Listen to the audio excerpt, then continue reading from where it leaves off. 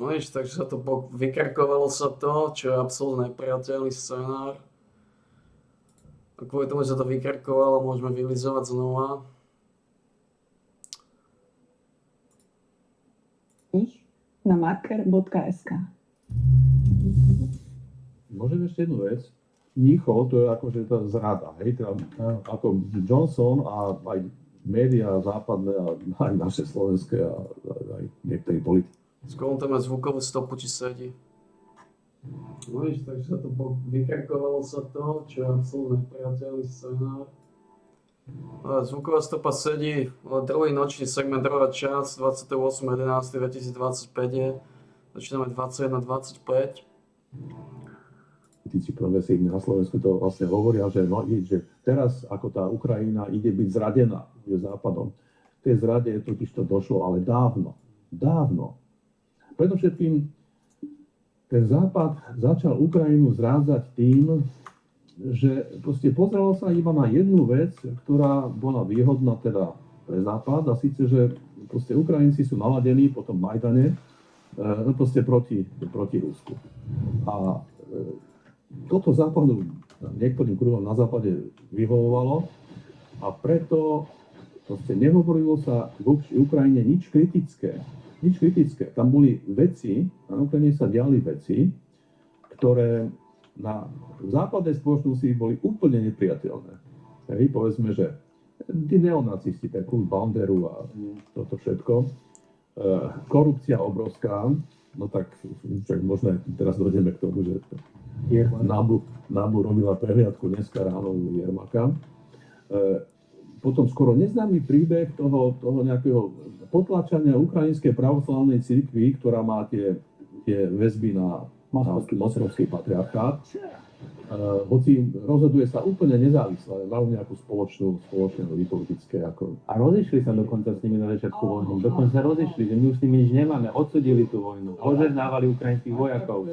Sa ide proti tejto cirkvi, čo akože v západnej spoločnosti ide sa proti náboženstvu, ale nie tak, že sa nejaká cirkev akože potláča. Advokátom je americký žid, ktorý bol väzňom a teda kritizovaný Putinom. Ten Amsterdam. Áno, však to som pozeral to video, keď sa rozprával s Tuckerom Carlsonom. Bol väzňom v Rusku, či len obvinený, či... Vieš, to neviem, ale no proste nemá nič s Ruskom. To je úplne jasné. A potom ešte aj problém teda tých jazykových práv, ten ťah, ktorý je proti ruštine. Ja si spomínam na rok 1990 u nás na Slovensku. Tá jeseň bola tak búrlivá práve kvôli jazykovému zákonu, ktorý sa myslím prijal akože veľmi, veľmi dobre, pretože v podstate platí doteraz. No, proste menšiny jazykové tam, kde teda je isté percento nejaké obci používajú ten jazyk, tak môžu svoj jazyk používať v úradnom styku.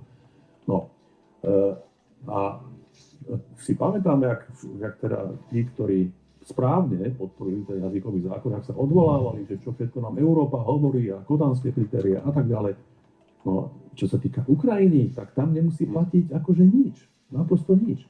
Tu sa vás bude musieť povedať, že koľko svojich vlastných princípov vlastne ten európsky liberalizmus, vlastne teda západný liberalizmus bol ochotný obetovať na Ukrajine len pre tú jednu výhodu, že dobre, Ukrajinci robia tieto veci všetky zlé proti tomu, ale my budeme o tom mlčať, pretože oni idú proti Rusom a toto je dôležité. Oni sú dobrí a Rusi sú zlí. A toto sa všetko teraz ale ten príbeh sa už láme. Aj korupcia, aj to som chcel povedať, 28-bodový plán, takto, čo sa týka korupcie. Hej. Keď niekto povedal, na Ukrajine je veľká korupcia, tak sa povedalo, no však aj v Rusku je ešte väčšia. Ale čo my s tým Ruskom máme? Ale máme konflikt na Ukrajine. A teraz teda zásah proti Jermakovi a Mindičová aféra, proste už sa to láme, už sa to nedá nejako tajiť. A ten 28-bodový plán, ten zase hovoril, že treba dať na poriadok veci na Ukrajine, čo sa týka, teda aby prestala byť prenasledovaná tá ukrajinská pravoslavná cirkev, treba urobiť poriadok s neonacistami, tam bol ďalší bod. A takisto tam bolo, že Ukrajina musí uznať ako jazykové práva Ukrajincov, ktorí hovoria po rusky. To tam bolo tak zašmodrchané, že má prijať EU zákony vlastne. Ale priamo myslím, že nehovorila o ruskojazyčných, ale implikovalo to. No to jasné, že je Rusko. Áno. Idem na Daga a na tú domácu situáciu, ale krátky úvod. Jeden môj ukrajinský priateľ hovorí, že tragédiu Ukrajiny Slováci nepochopia dovtedy, dokedy si neuvedomia, že poznajú tú prvú polovicu príbehu, že keď bol odhalený ten zlatý záchod v Janukovičovej vile, tak Ukrajinci boli ponižení všetci. Nielen tí voliči, ktorí ho nevolili, ale aj tí voliči, ktorí ho volili, že to bolo ponižujúce. Ale on hovorí, že podstata Ukrajiny je to, že ten záchod zostal a zmenil sa zadok, ktorý na ňom sedí. Teda on to povedal expresívnejšie, ale pestujeme slušnosť. No a spomenul som si teraz na tie jeho slova, to povedal dávno, pred rokom mi to povedal. Spomenul som si na tie slova, keď som našiel ten zlatý záchod v tej vile toho Miniča. A keď dneska zasahuje tá protikorupčná jednotka v dome Jermaka, čo toto podľa teba, Dag, znamená ten Jermak? Odpoviem na to, ale vrátim sa k tej otázke, lebo ty si začal otázku tým, že či teda môžeme čítať to zelenské posolstvo tak, že áno, je naklonený teda tomu mierovému riešeniu alebo ústupkom, ktoré by boleli Ukrajinu. Na túto otázku neviem celkom presne odpovedať, lebo si myslím, že tá situácia je extrémne zložitá, ale vrátim sa na začiatok debaty, kde bolo povedané, že na tej Ukrajine sa to láme a áno, to je tak. A ono sa to láme na troch miestach. Láme sa to na fronte a to musí vidieť aj to ukrajinské vedenie, že ten front je pod obrovským tlakom, láme sa to tam na viacerých miestach, nie na jednom.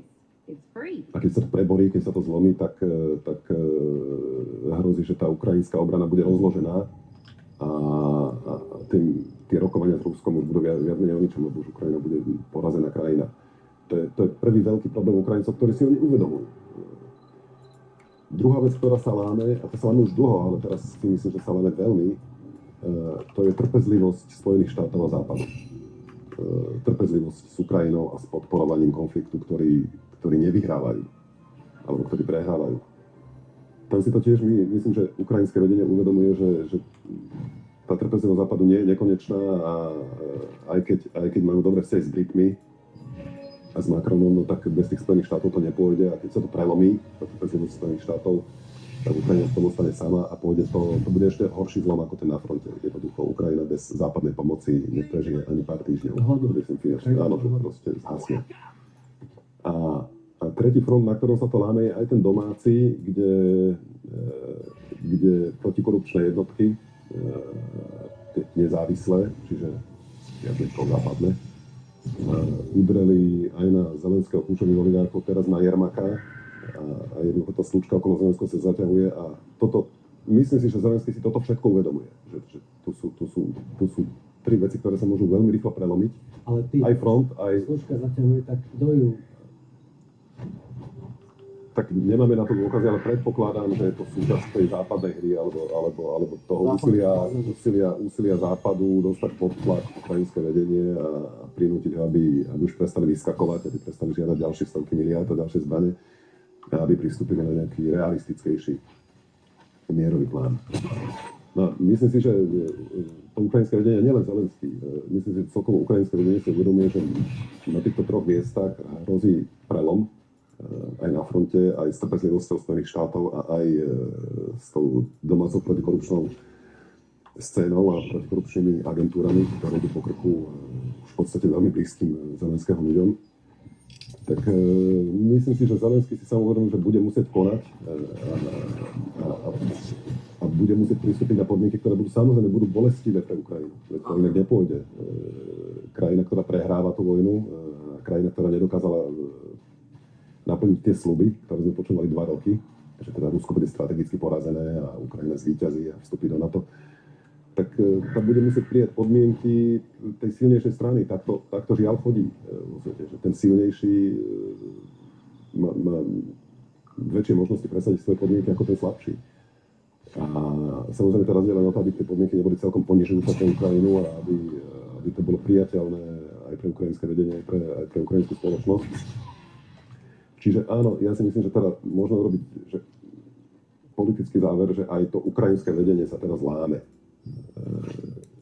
Nechcem celkom predpovedať, že ktorým smerom, ale pod tlakom týchto všetkých zlomov, ktoré som vymenoval, aj tam dochádza k nejakému posunu a prehodnoteniu toho, čo sa deje, ale môj názor je taký, že asi budeme musieť počkať, a nie je to dobrý scenár, ale budeme musieť počkať, kým sa to celé prelomí. Ja si myslím, že až vtedy bude ukrajinské vedenie, Západ a mnohí ďalší hráči budú pripravení celkom reálne rokovať s Ruskom o realistickom mierovom pláne. Lebo teraz je to len také, že láme sa to a ešte stále posúvame nejaké inštitúty pre štúdiu, že sa neláme tak rýchlo a ešte má Ukrajina čas. My sme stále zajatí v tom, čo som spomínal pred chvíľou, že to chvíľa tak lieta hore-dole raz smerom k realistickému plánu, potom smerom k vojne. A myslím si, že sa to celé rozhodne, až keď sa to prelomí na niektorých členov.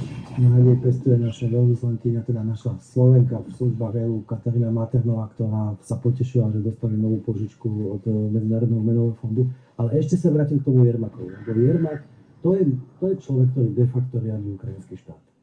Keď bolo to prvé stretnutie so Zelenským, kde bol Janez Janša, slovenský premiér vtedajší, Petr Fiala, český premiér a Moraviecký s Kačinským, polský premiér s predsedom strany Právo a spravodlivosť, tak stretol som sa potom s Janezom Janšom na nejakej konferencii a pýtal som sa ho, že jak to prebiehalo, jak to tam vyzeralo. A Janša mi povedal, že Jermak je ten hlavný, že Jermak je ten mozog, že to je najdôležitejší človek na stole. Ak to aj neplatí úplne, že Zelenský nesie zodpovednosť, ale oni sú proste jedna ruka. Čo znamená záťah proti Jermakovi? To sa nemá tak stať. malo by to logiku minimálne v tom, že ak tie západné bezpečnostné služby a západné diplomácie aj videli, že Zelenský by aj teoreticky mohol byť nalomený, ale Jermak mu drží ruky, tak malo by to logiku. Dobre, tak uderíme na Jermaka, zatiaľme slučku na jeho krku a poďme sa teda potom baviť so Zelenským, že bereš alebo nebereš tieto dohody. Ale myslím si, že to až také jednoduché nebude, lebo aj Jermak, aj Zelenský majú silné karty v tejto hre. To nie je tak, že, alebo inak to poviem, v mierových časoch v štandardnej krajine Európskej únie, povedzme, keď protikorupčná jednotka robí záťah, hoci aj proti premiérovi alebo prezidentovi, tak áno, tak ak majú argumenty, tak idú za mreže. To politici idú za mreže. Videli sme to aj na Slovensku, napokon keď tu bola vojna polície, ale v krajine, ktorá je vo vojne, kde tajné služby, kľúčové bezpečnostné služby, garda a armáda podliehajú veleniu prezidenta, ako vrchného veliteľa ozbrojených síl a Jermaka, tak tam si viem veľmi ťažko predstaviť scéna, že teraz prídu nejakí úradníci NABU alebo SAPO 10 a odvlečú v putách Jermaka alebo Zelenského. Ja si myslím, že to je veľmi nereálny scenár. Aj teraz nechcem strašiť pred občianskou vojnou na Ukrajine, to si nemyslím, že tak ďaleko zájde, ale viem si predstaviť, že ak budú príliš tlačiť tie protikorupčné úrady, tak sa dostanú na tenký ľad a viem si predstaviť, že tam ten bojomoc bude prebiehať so strelnými zbraňami. To znamená, že tá garda, ktorá chráni vládnu štvrť a podlieha armáda, v podstate a podlieha Zelenskému, a tajná služba, ktorá podlieha Zelenskému a bezpečnostné služby, ktoré podlieha Zelenskému, tak budú chrániť svojich ľudí, svojich šéfov a nedovolia nejakým úradníkom NABU a SAP, aby tam robili čistky a aby v putách odvliekli kľúčových ľudí, v podstate veliteľov armády. Čiže myslím si, že sme na tenkom ľade teraz, je to trochu hra s ohňom a som presvedčený o tom, že ak sa bude veľmi silno tlačiť na aktivity týchto protikorupčných úradov, tak sa to môže zvrhnúť veľmi zlým smerom k potýčkám medzi silovými zložkami vo vládnej štvrti v Kieve.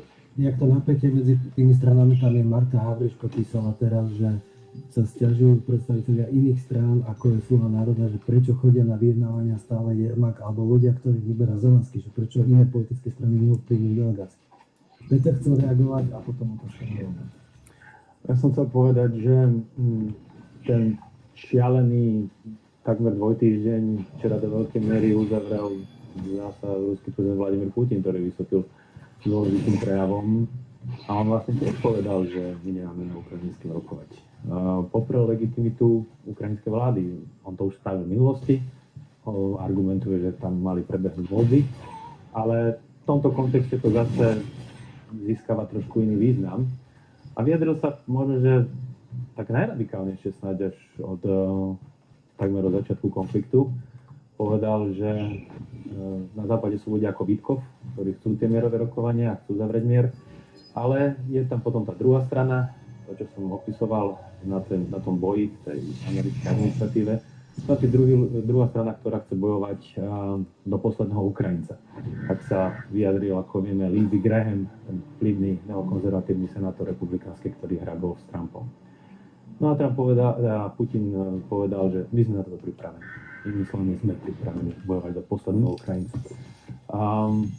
To je veľmi radikálne vyjadrenie a nezvykom takto hovoriť, lebo jeho téza dlhodobo bola, že to je náš bratský národ a sme trojjediný národ, súčasťou tej starej Rusy, aj keď Ukrajinci sú separátny národ. Nie, že separátny národ sú, ale súčasťou toho ľudu, nie toho trojjediného. No a vyplývalo z tých slov, že oni si veľmi veria.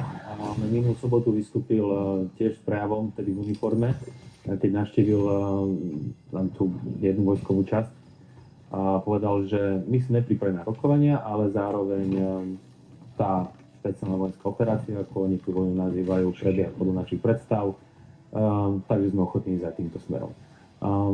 Tam nevyzerá, že by oni boli ochotní postupovať akékoľvek ústupky. A je to teraz také trošku také ako smiešné cez slzy, keď Európania, Kalasová, Macron, Merz hovoria, že Putin nie je pripravený ukončiť tú vojnu a nechce prímerie. Pretože oni ešte nie tak dávno, spomeňme si rok a pol, 2 roky dozadu, hovorili, že nie je žiadne prímerie, že my pomôžeme Ukrajine vyhrať až do konca, že toto bude mať koniec na vojsku a my jej v tom pomôžeme. A zrazu teda je zlé, že Putin nechce ukončiť prímerie. On povedal, že sme ochotní ukončiť boje, pokiaľ Ukrajinci odídu z Donbasu. Tak on nemá dôvod v súčasnej vojnovej dynamike stanovať tie podmienky nejako inak. Jeden ukrajinský poslanec teraz vyhlásil, že není čas rokovať, lebo sú vo veľmi slabej pozícii. A mne to trochu pripomenulo seriál Simpsonovci, kde tam Bart sa sťažuje Homerovi, že toto je môj najhorší deň v živote. A Homer mu hovorí, že najhorší deň v živote až doteraz. A áno, ste v slabej pozícii, ale všetko je nastavené tak, že to bude len horšie a horšie. Kedy, ak nie teraz? No, prebrali sme stav Ameriky, kde odkiaľ vzýšiel nejaký 28-bodový návrh a celé sa to otočilo k popretiu toho 28. návrhu. Prebrali sme dilemu Ukrajiny, najmä dilemu Zelenského, ktorý pripravuje národ na niečo, ale nerozhodol sa preto, nevyhlásil, že príjmime ten plán. Mal to v rukách, keby to bol povedal, tak je to iná kvalita, ale teda pripravuje tú krajinu na niečo a nerozhodne sa preto. Kto nemá takúto dilemu je Európa. Západoeurópski politici si idú jednotne svoje, hoci vidia, že to vedie stále k väčšej a väčšej katastrofe. Prečo? A podotázka, prečo dvaja európski politici Fico a Orbán nehrajú žiadnu rolu? Ktorí tomu rozumejú lepšie, alebo ich verejné vystúpenia sú logickejšie, realistickejšie než Macron, Steinmeier, Merz. No, lebo sú to predstavitelia dvoch malých štátov a väčší vplyv mal tí z tých veľkých. To je... Peter už spomínal začiatkom tejto debaty našej, proste, že treba niekto uverí vlastnej propagande. Tak ako Rusi uverili vlastnej propagande, keď očakávali lepšie výsledky, tak je tu aj obrovská propaganda ako v západnej spoločnosti a veľká časť tej spoločnosti tomu stále verí. A s ľútosťou musím konštatovať, že Rusi teda boli akože trošku rýchlejšie dokázali pochopiť, že uverili niečomu, čo nie je pravda, ale sa stále verí ešte nejakým veciam, ktoré sú nereálne. Ale dieťa takýto už tomu nemôže uveriť. No. predovšetkým tá západná spoločnosť sa nevie zhodnúť na tom, že prečo táto vojna vznikla. Že v podstate ju inicioval Západ svojou politicko-vojenskou expanziou neobmedzenou smerom na východ. Trump to dokáže, keď má akéže svetlejšie, jasnejšie chvíle, úprimnejšie by som povedal, však on to nie je hlúpy človek, proste on to vie niekedy pomenovať. Ale to je ten stav, že v podstate väčšina tej západnej spoločnosti to, čo som povedal o príčine vojny a čo hovorí aj Trump niekedy, nevie akceptovať, nechce. Dokonca ani v tej americkej vláde to tak akože nie je. Spomínal Peter teda aktivity Marka Rubia. Vždy som bol teda prekvapený tým, že ešte za minulej vlády, za prvého obdobia Trumpovho, tak som bol prekvapený tým, že Trump sa hovorí niečo, čo je úplne iné a kritizuje tú starú zahraničnú politiku, vojenskú a zahraničnú politiku Spojených štátov. A zároveň sa obklopuje ľuďmi, ktorí boli predstaviteľmi tej politiky, ktorú kritizoval. Že? Úplne extrémne bolo, keď John Bolton sa stal nakoniec jeho poradcom pre národnú bezpečnosť. Dobre, potom odišiel na 4 roky, prehral tie voľby s Bidenom a teraz zase vyhral a zase sa začal obklopovať neokonzervatívcami, pretože Marco Rubio je proste neokonzervatívny. A vidíme, že tam to proste aj neladí. A tam ako keby sa vlastne Trump len snažil dosiahnuť nejakú jednotu v rámci republikánskej strany, lebo to jeho hnutie MAGA tak má svojich, akože je mocné vplyvné, ale nie je také, že by dokázalo prevalcovať tých neokonov. Takže stane sa to, že do procesu, ktorý má viesť k ukončeniu vojny, zasahujú ľudia, ktorí v podstate kedysi dávno robili politiku, čo nás doviedla k tej vojne, a ktorí ani teraz tú vojnu nechcú ukončiť, prípadne aj by chceli. Ale nikdy nepovedia to, čo hovorí Trump, pretože tá vojna vznikla. Typický prípad je Rubio. No a západné Európania, tam to je proste ešte horšie. Prečo? Tiež to není hlúpi ľudia. Teraz Kaju Kalas dáme bokom, ale Merc, ale je hlúpy človek. Merc v poriadku. Napríklad Macron to aj skúšal. Som si istý, určite nie je hlúpy. Má niektoré hlavne hlúpe prejavy. Ako everything to na konca. Lebo tá európska diplomácia a tie ich prejavy na tej zahranično-politickej, medzinárodno-politickej scéne, to je tristné. Oni sa zosmiešujú sami seba, ale robia si nepriateľov z ľudí, zo štátov, z ktorých si nemusia robiť nepriateľov. Minimálne odsadenie, že Macron hovorí niečo iné súkromne ako hovorí. Ak tak hovorí pravdu. Ale ak sa hovorí pravda. Myslím, že hovorí, prečo by to riskoval, že povie niečo, čo potom niekto môže potrieť.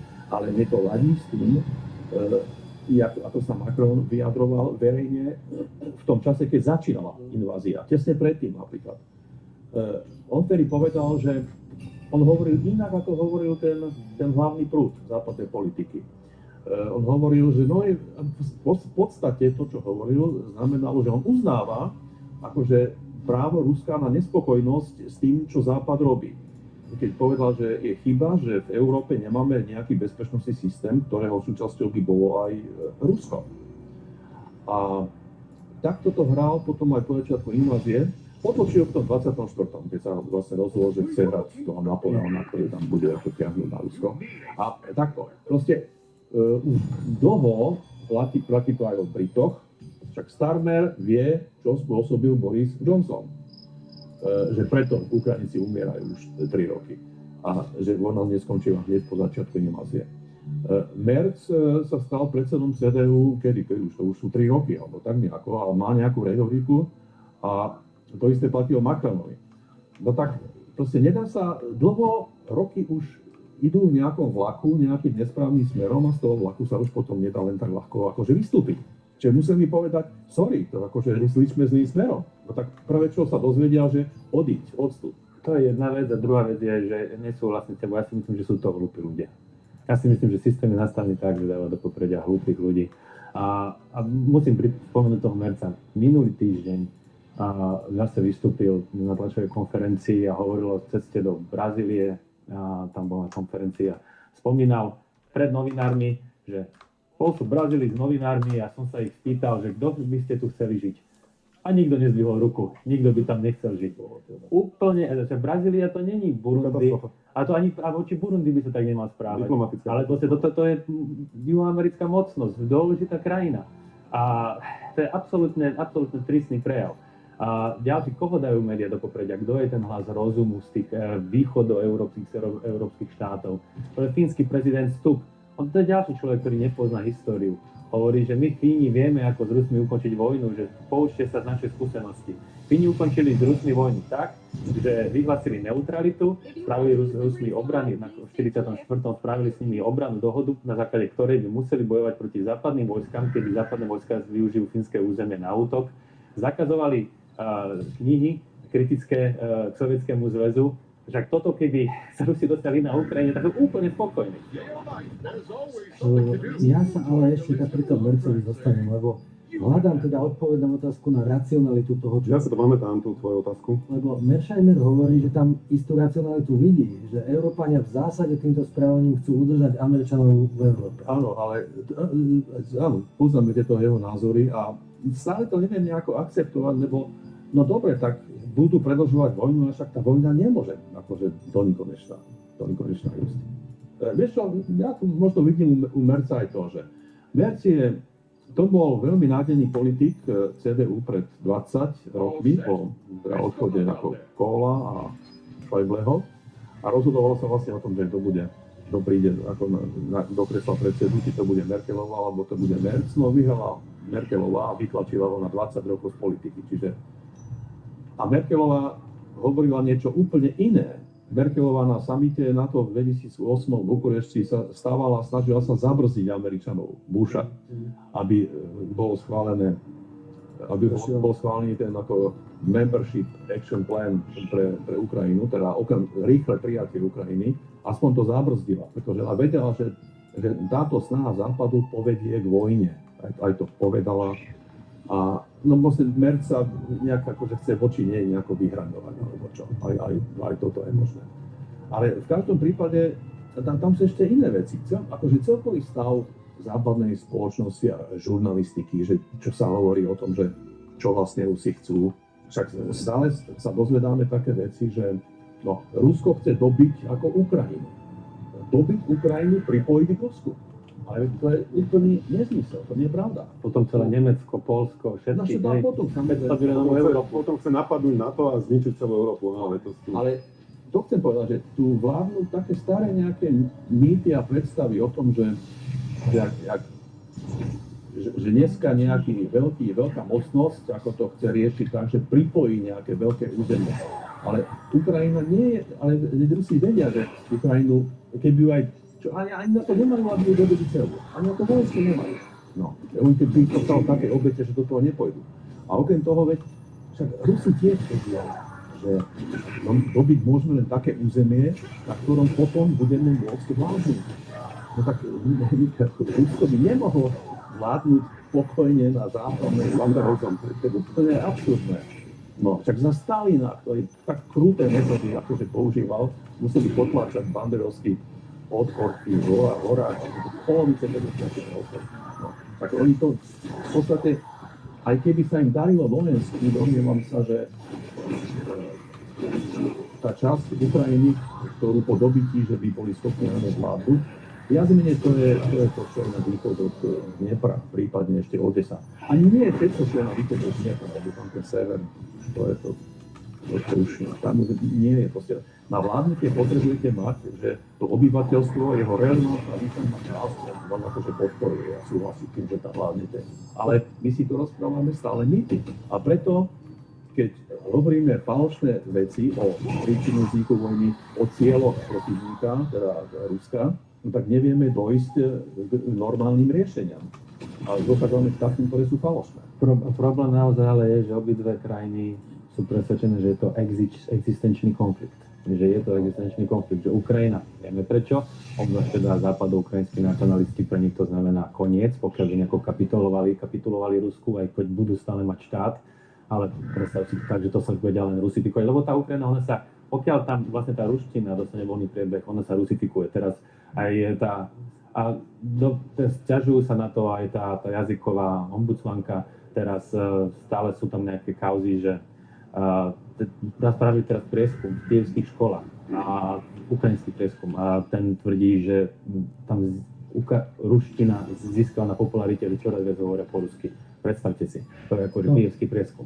No, ale oni sa obávajú samozrejme, že keď dostane len akože druhý, že by tam nemusel by byť ako druhý oficiálny jazyk ruština, ale že by nebola perzekvovaná, tak že to tak pokazí tú ukrajinskú nacionalistickú víziu. A Rusi sa obávajú, teda Rusi si myslia, že to je existenčný konflikt tiež z dobrého dôvodu, lebo vojna ukázala, že takáto pozubí vyzbrojená Ukrajina a zase darmo, oni sú šikovní pri vedení tej vojny, tá Ukrajina predčila všetky očakávania pri tej obrane. Čo ona dokáže? Oni dokážu zničiť alebo veľmi oslabiť ich jadrovú triádu. Zautočili na tej bombardéry, to veľmi šikovnou operáciou Spiderweb. Hovorilo sa, že zničili 40, to asi nie, vyzerá to skôr tak, že 12 až 20, ale bola to akože silná rana pre ruské jadrové sily. Zautočili na ich jadrové radary, to doteraz nechápame, že prečo. Radary časného varovania, ktoré sú dôležité pri zachytení toho jadrového útoku. A takéto niečo mať na hraniciach, čo není porazené, to je z pohľadu Rusov, že nepriateľné. Dodal by som teda, že samotné Ukrajiny by sa nebali, ale Ukrajiny v NATO, No, to by sa... je tam obava aj Aj také, ktoré je de facto spojencom. A nemusí byť NATO, pokiaľ de facto spojencom USA, to nepriateľné. De facto. Je tam aj obava proti ukrajinským terorizmom možným budúcim. To je téma obrovskú, aj teda na západe. Dago, ty si absolvent filozofie, čiže ešte raz skúsim apel na hľadanie racionálneho dôvodu, prečo sa západná Európa, alebo prečo sa Merc správa tak, ako sa správa. Počul som ešte jednu teóriu, ktorý autorom je teda jeden náš slovenský diplomat, je vo funkcii, tak ho nebudem menovať, mu to nepoškodí, ale on tvrdí, že Merc a Nemci to robia kvôli tomu, že to je vlastne program vojny, je program obnovy Nemecka. Keď bude Nemecko budovať armádu, tak vie proste budovať priemysel, vie obnovovať ekonomiku, ktorá je v hlbokej kríze kvôli všetkým iným veciam. Že to je v zásade, on to tak hovorí, Hitlerov program pre mierové časy. Racionalita Merca. Prečo sa správa, tak sa správa? Ja skôr v prvej otázke, to znamená, že prečo tí ostatní, Merca by som mal nabok, ale prečo európski lídri nevedia sformulovať nejaký racionálny postoj k tomu, čo sa deje. Ja si myslím, že žijeme v mimoriadne zaujímavej dobe a to sa prejavuje aj tým, že dnes môžu byť obeťou propagandy, opakujem, obeťou propagandy aj politické lídry. V 20. storočí to nebolo až také bežné, vtedy sme si mysleli, že politici a lídri, aj to tak bolo. To sú tí, ktorí robia propagandu, tí, ktorí ju vykonávajú, v tom čase rozhlas televízie, však až toľko ľudí to možno tlač. Ale ja si myslím, že dnes je to už trochu, dnes v ére hybridnej vojny je to trochu inak. Dnes už obeťou propagandy môžu byť tí, ktorí kedy si robili. To znamená, obeťou propagandy môže byť politický líder, ktorý sa pozrieme na Kajo Kallas. To je on najobeť propagandy, chujatko. Naposledy, dneska už... Naposledy, áno. Obeťou propagandy sú mnohí novinári, niekotvorné osobnosti. Tiež sú, majú prepraté tie hlavy a už nevedia veľmi dobre posúdiť, kde je sever. Čiže to je prvá vec. Druhá, áno, je tam aj zotrvačník, si myslím, že v tom roku 2022 99% ľudí bolo presvedčených, že Rusko nemá najmenšiu šancu. Že kompletne celý západ bol na strane Ukrajiny, krajiny NATO, Európska únia, západné korporácie húfne odchádzali z Ruska. Rusi boli vystavení sankciám v polovici sveta a mnohí ľudia hovorili, ja som takmer nenašiel človeka, ktorý by povedal v tom čase, v roku 2022 na jar, že tí Rusi to ustoja a nakoniec budú oni tá víťazná strana. Čiže je to aj ten zotrvačník, že to sú ľudia, ktorí rok, možno rok a pol tvrdili, že Ukrajina zvíťazí a tvrdili to preto, lebo boli o tom presvedčení, lebo všetko tomu nasvedčovalo v tom čase podľa nich. A teraz oni ťažko môžu povedať, presúdiť pred verejnosť, povedať vôbec zváženie, tak my sme sa mýlili, naše predpoklady boli falošné a mylné a my si priznávame omyl a chybu. A priznávame sa zodpovednosti za to, čo sa tam dialo a sypeme si popol na hlavu za to, že sme nepristúpili a nepodporili tie mierové rokovania, ktoré sa ponúkali v tom marci 2022. A oni sa ponúkali ešte pred vojnou, však Rusi žiadali na prelome rokov 21 a 22 rokovania s krajinami NATO, žiadali riešenie Ukrajiny, vrátane bezpečnostných záruk pre ruské menšiny na Donbase, aby tam prestala vytlačať ukrajinská armáda z ich vlastnej krajiny. A žiadali bezpečnostné záruky aj pre odpoveď na to, že z krajín na to prišlo nie.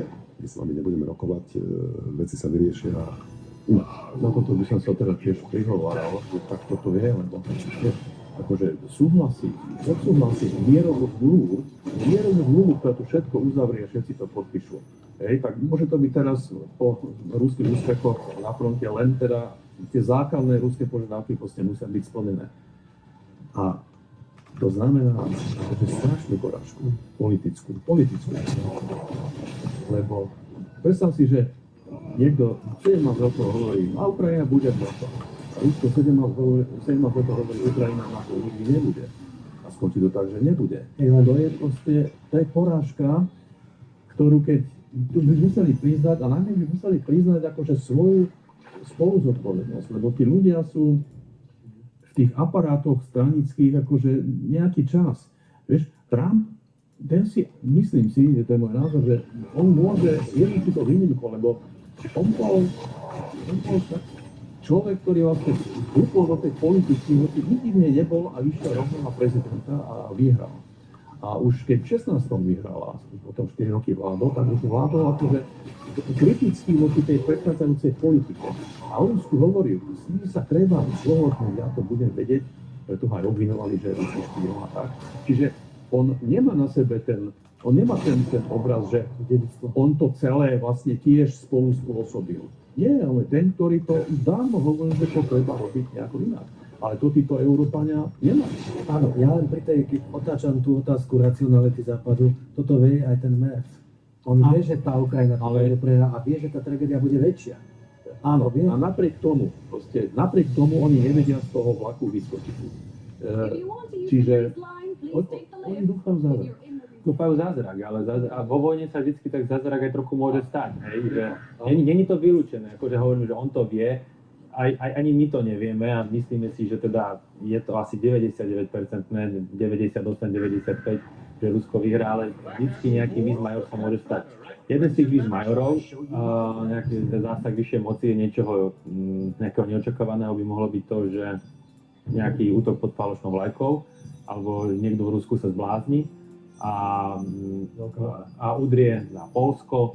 Videli sme to pri tých dronových útokoch, to bolo nepochopiteľné, že tie desiatky ruských dronov tam z Bieloruska, z Ukrajiny preleteli do Poľska. Doteraz nevieme, čo sa vlastne presne stalo, a či to boli tie ruské drony. Zrejme áno, Bielorusi teda varovali Poliakov, že tam letia nejaké drony. V každom prípade bolo to úplne zbytočné a niečo takéto, alebo pri tej, keď sme videli, keď tá ukrajinská raketa tam vlastne zabila tých Poliakov, bola to protizdušná raketa, ktorá teda zlyhala a netrafila ten ruský cieľ.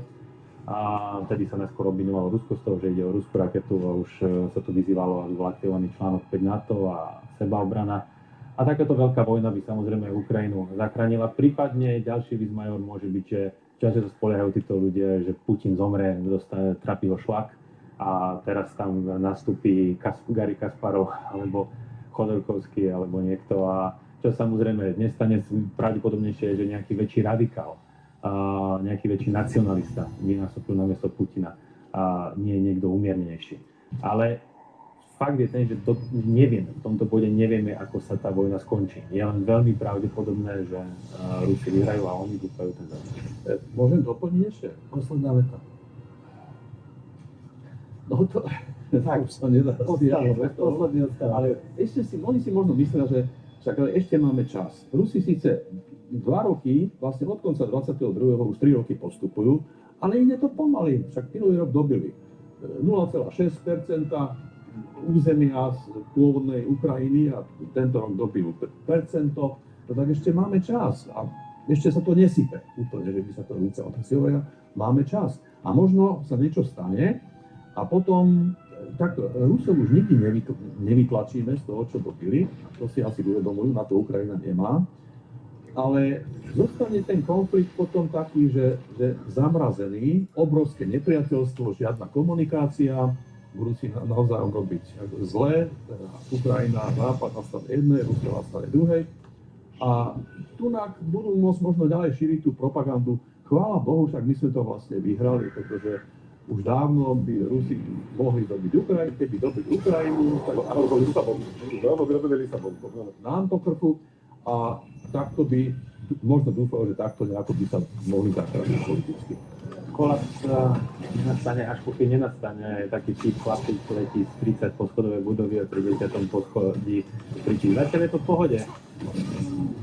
No, priatelia, chcem sa vám poďakovať za debatu, našim divákom za pozornosť a pre všetkých z vás, ktorí ste upozornili až sem, mám špeciálnu prosbu.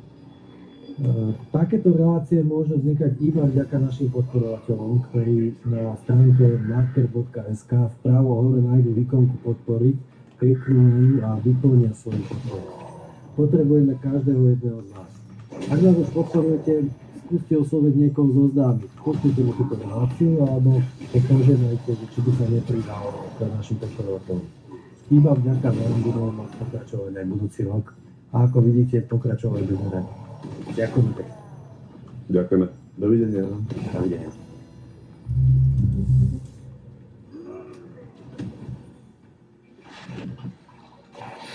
Dobrý deň, odtiaľto z Európskeho parlamentu vám dnes v priebehu celého dňa budeme prinášať rozhovory so slovenskými europoslancami. Mojím prvým hostom je Ľuboš Blaha. Dobrý deň. Ďakujem pekne za pozvanie. Pán europoslanec, čaká nás niekoľko tém, predovšetkým, ktoré sa do...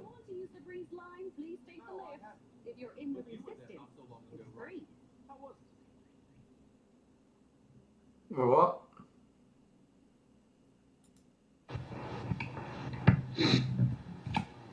What?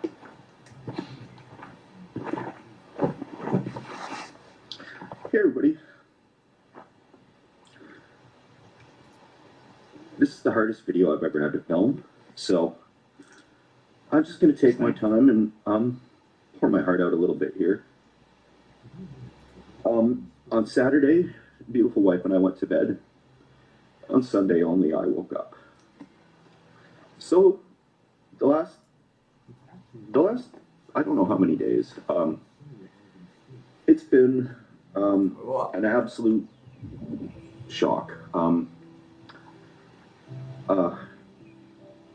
Everybody knows that I could get a hold of that are personal friends, and now it's time to let another million people know.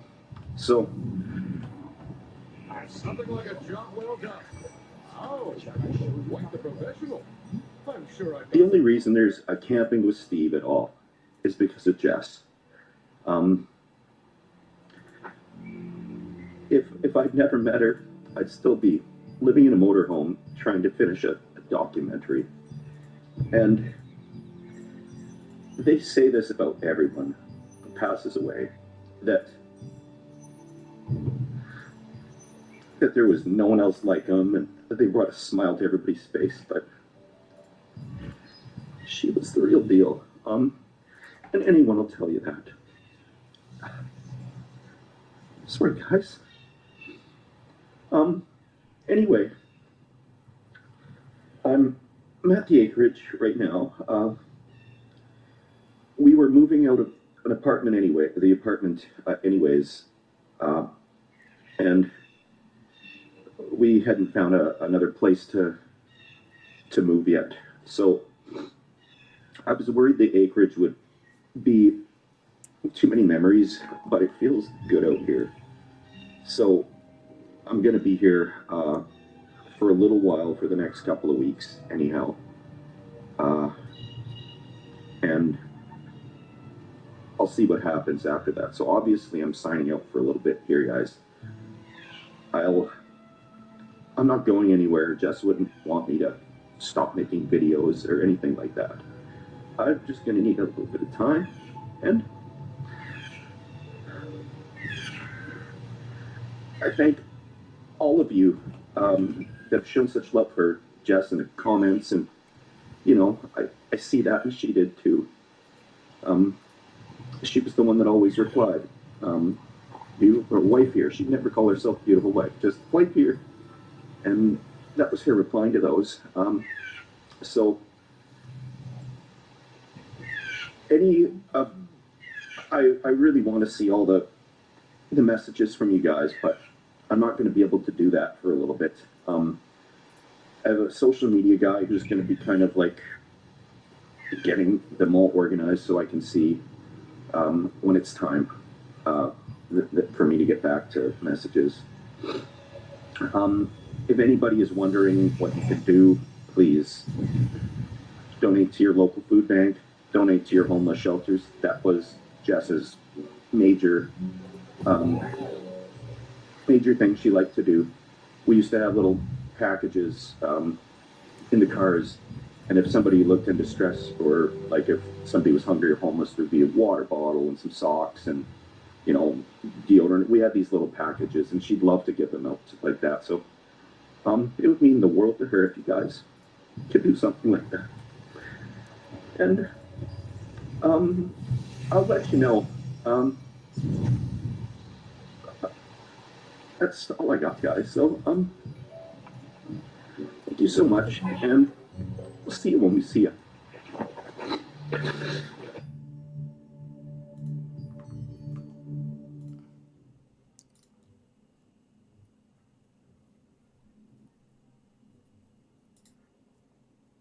Wow.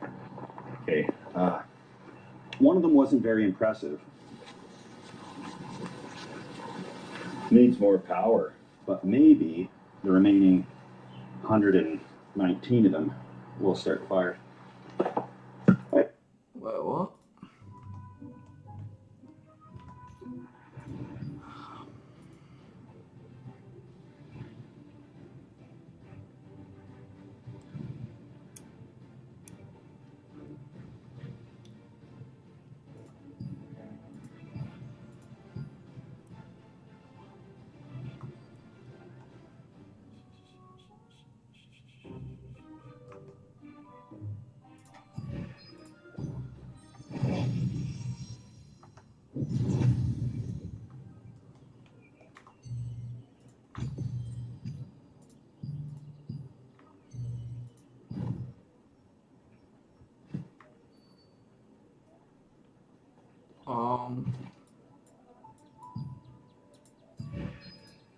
What?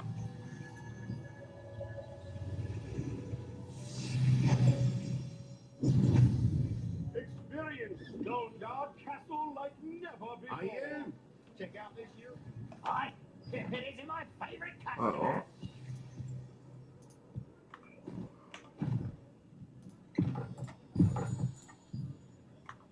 What? What?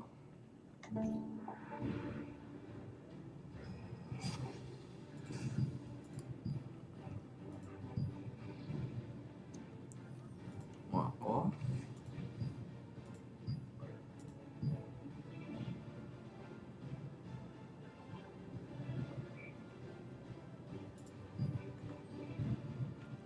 See you later. What? We have all the things you need, and everything else inside. Come and take a look. What?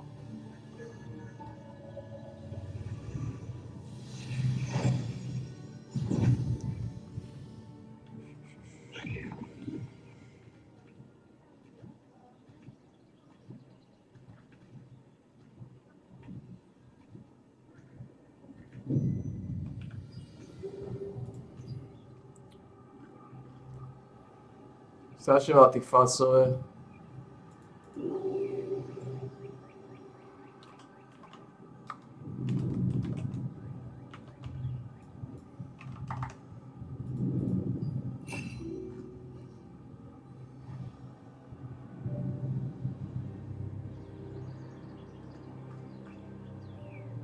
Strašne veľa tých fasov. Globálne rozmýšľam na tom a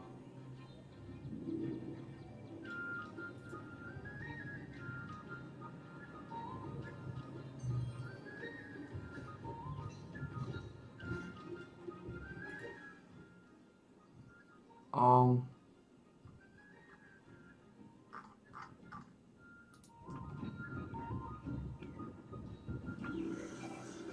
um,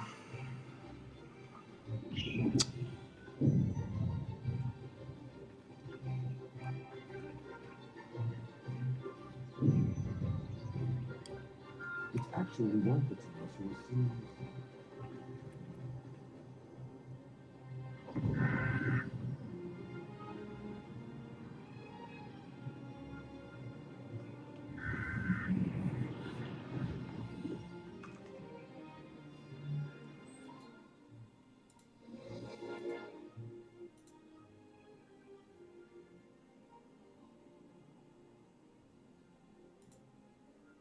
I had a friend once that just had a normal pack of 10. ta žena ta žena asi skončila. Held them in his hand.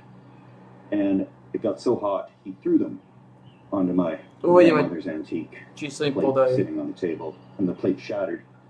Then it burned the antique wood table underneath of it. But we're okay. We're in a campsite. What could go wrong? Oh boy, don't even know how to do this. Wow. Okay. I can really smell the chemicals coming off of this. Oh boy.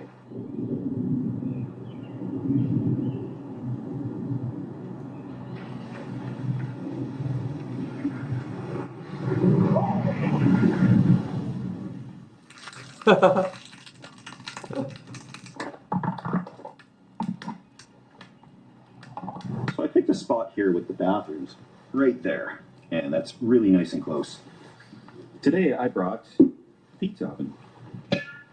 I've been lugging this with me all winter, and I'm finally getting to use it.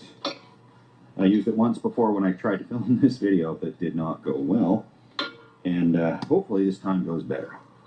So yeah, it just runs on propane. Picked it up from Superstore. It was a reasonably good deal, and you can cook all sorts of things in it. Pizza.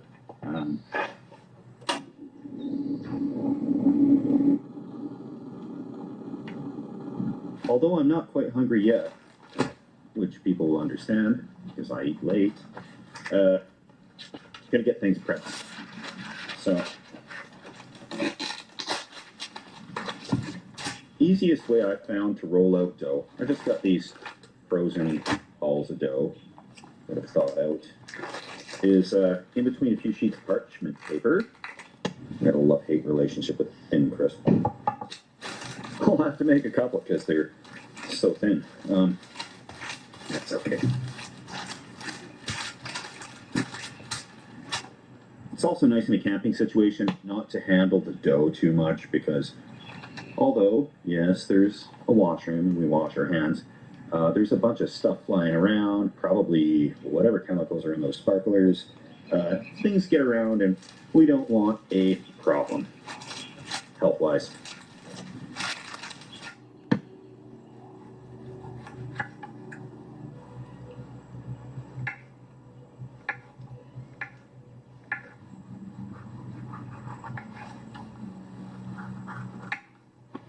Get a little pizza ready. A lot of people do cornmeal on the bottom, so it slides off easy.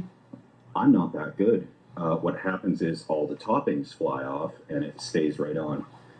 So I'm doing my training method where I use a piece of parchment paper on the bottom, and I got this little part here. I can put it in the pizza oven. After a few seconds, the bottom separates from the parchment. I can pull the parchment out. Don't spill any toppings, hopefully. So see how this goes. Real simple one, because I don't want to waste a lot of ingredients if things don't go well. That's how you know it's the good dry cured pepperoni, when it comes with a desiccant in the package. So, pepperoni is.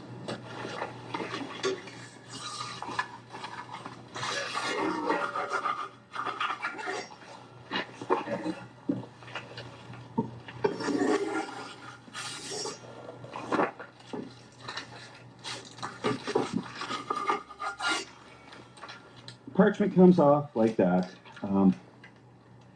I'll spin it around, make sure she doesn't burn.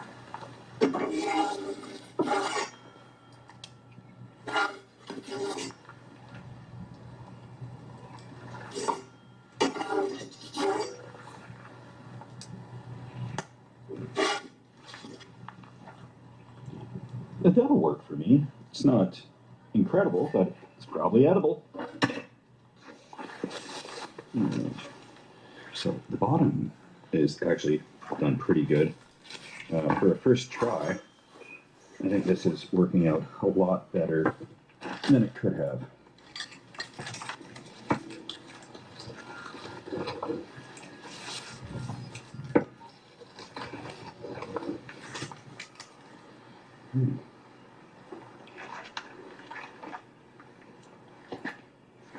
Cheers, everyone. A couple of things I could do different. The dough didn't really rest, it just thawed out, and then I cooked it, rolled it up and cooked it. You get better results, a lot more nice bubbles if you let it sit in the fridge for a day or two, but I don't have a fridge and I don't have a day or two. So for what it is, these propane or wood-fired stoves, they take some skill, they take some learning, a lot of moving the peats around, and if I get good, yeah, I'll cornmeal it up and throw her right in like some pro chef, but I don't want to make a fool of myself in front of a million people. So I'll practice and then I'll show you.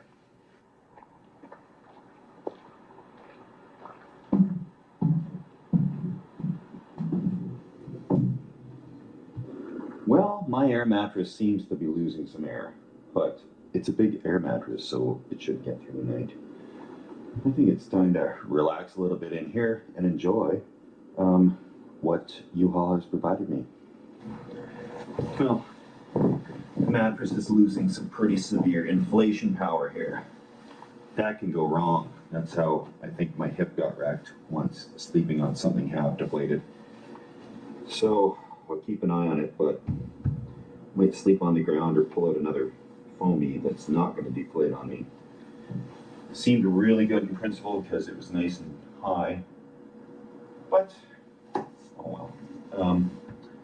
Not too bad in here. It's a little bit chilly, but I can't see my breath. It shouldn't be that bad tonight. So for a little while, I'll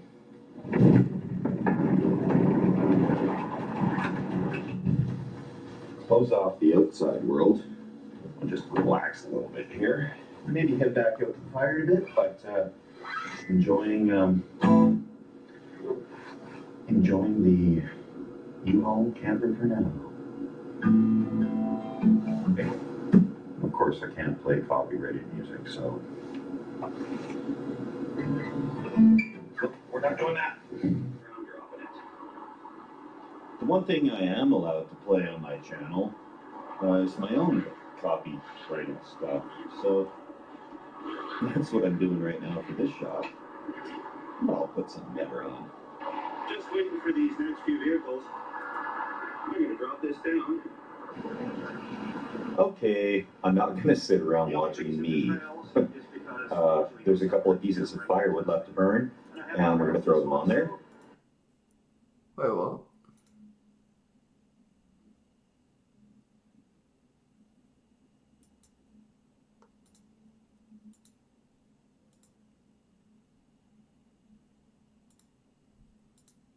Wait, what?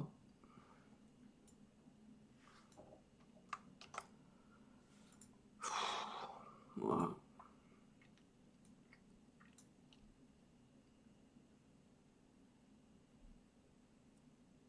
Jsem 59 bylo.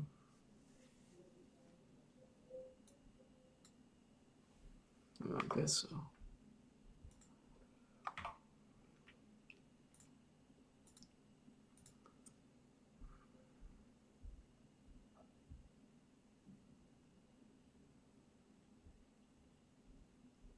Já jsem 59 golfečka.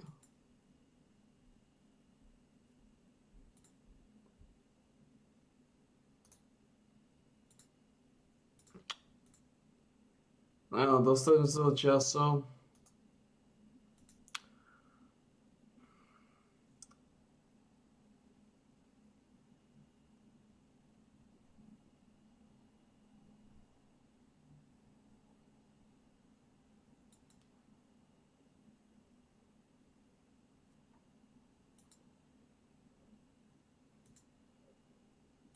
And the beauty of an RV of any type, even if it is a U-Haul that's been transformed into an apartment, is that you get to enjoy nature and then come to a quick reprieve when you need to warm up, sleep, do your dishes, charge your phone.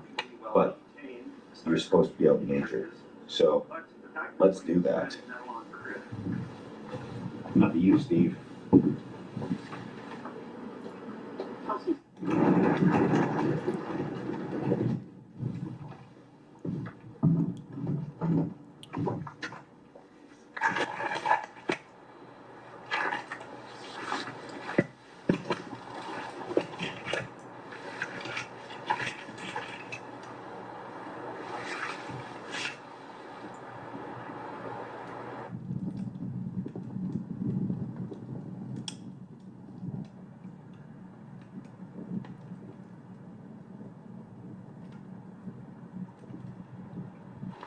Time for bed.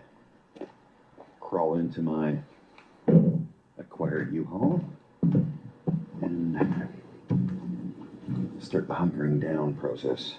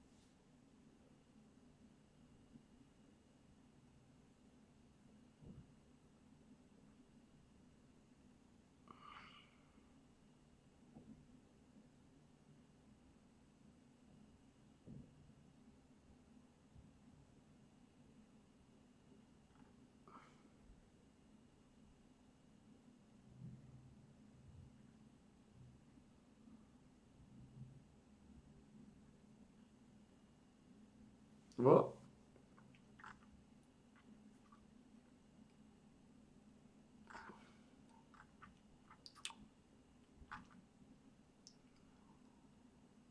What is this?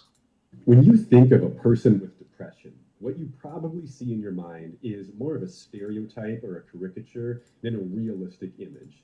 You might think of somebody laying in bed crying, binge watching shows, scrolling endlessly on social media, isolating from people, and avoiding work or school or whatever other responsibilities they have. And depression can look that way. In fact, it often does, but there are other presentations of depression that don't fit this stereotype at all. And today I want to bring your awareness to what I believe is the most misunderstood or just simply missed subtype of depression.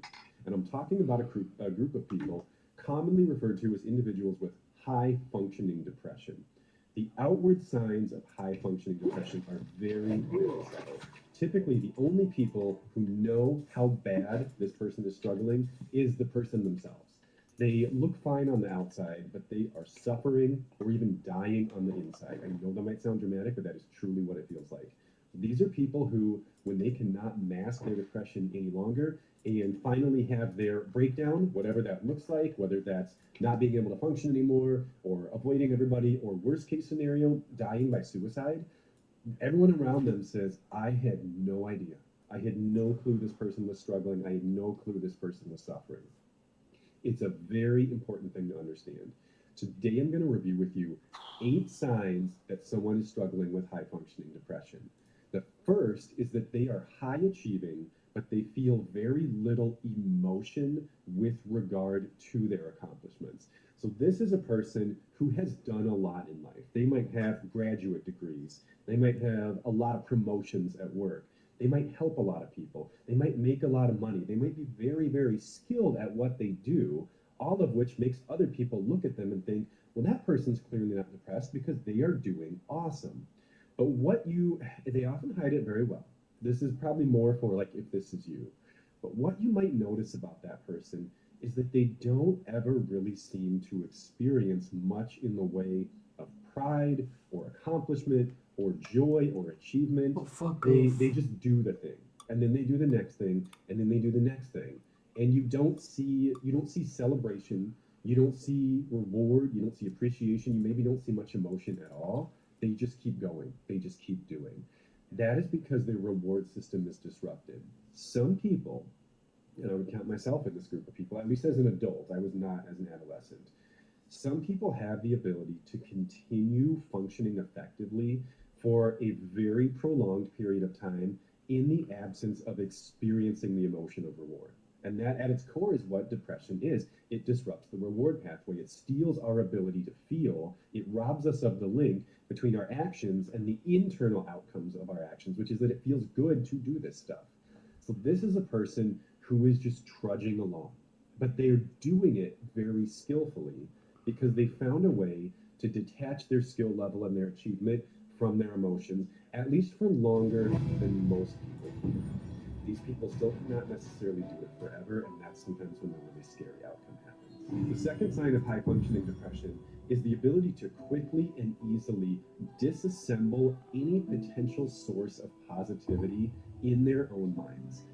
This is almost an impressive, like, anti-superpower, where if anything good exists or happens in this person's life, they don't even do it on purpose or intentionally or consciously sometimes, but their brain will just take this stimuli coming from the outside that's like supposed to be really good or exciting or rewarding, and their brain will just take it apart and leave it as like just a pile of rubble on the ground so that it's nothing. So that like, yeah, you have a wonderful family at home who loves you.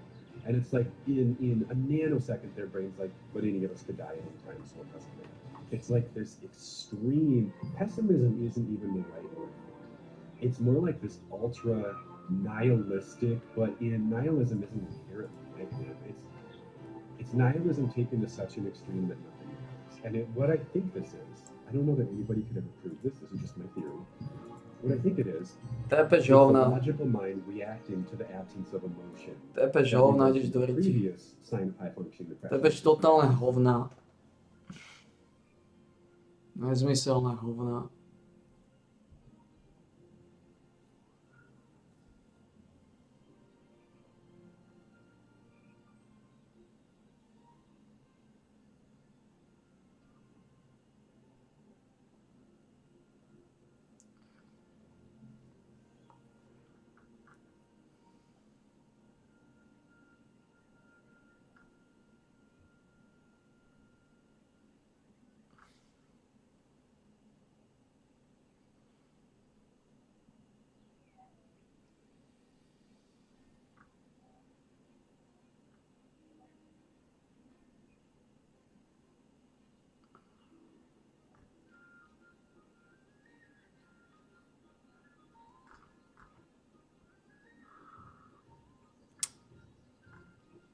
You can't waste life. Life is already a waste. The definition of life is waste. Like living is a fucking waste. You can't waste a waste. You can't waste because waste is already wasted.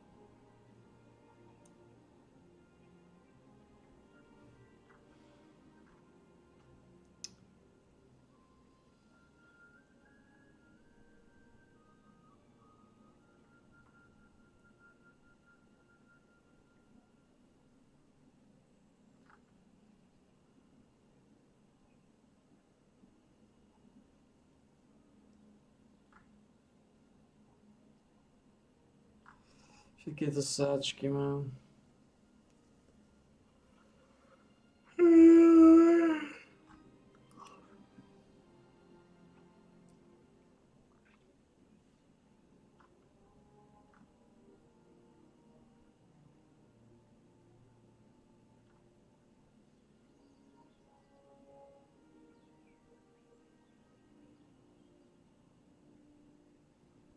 Oh, fuck off.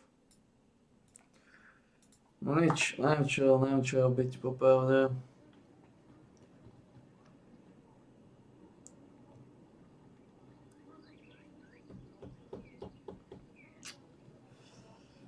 No. Teď sa mi nechce vysierať.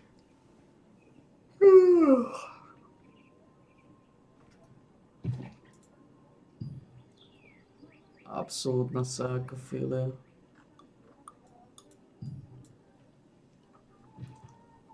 Absolútna sarkofilia.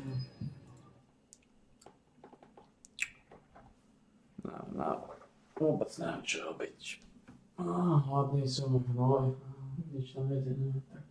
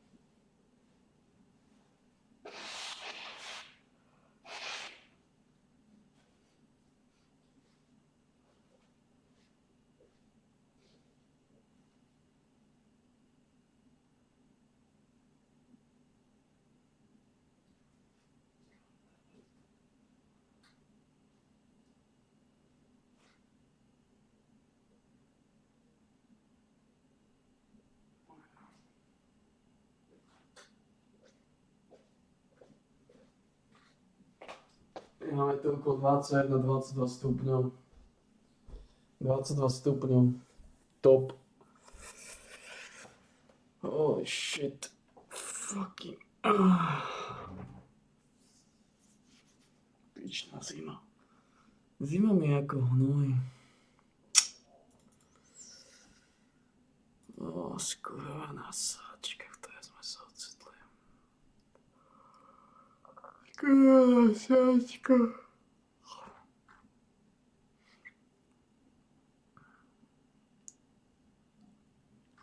Mám chuť si zláhnuť a vysiať sa na to.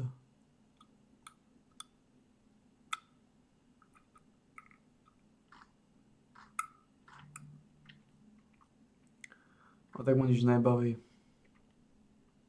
Ja by som nepovedal, že ma nič nebaví. Nedokážem v tejto zime. A by som povedal, že to je zimou. Aby som povedal, že tým, že ja som zvyknutý na extrémne teplá, toto je ten problém. Že ja som zvyknutý na extrémne teplá. Ja som zvyknutý na 30 stupňov a podobné. A očím, som si tak zvykol na 30 stupňov, že tieto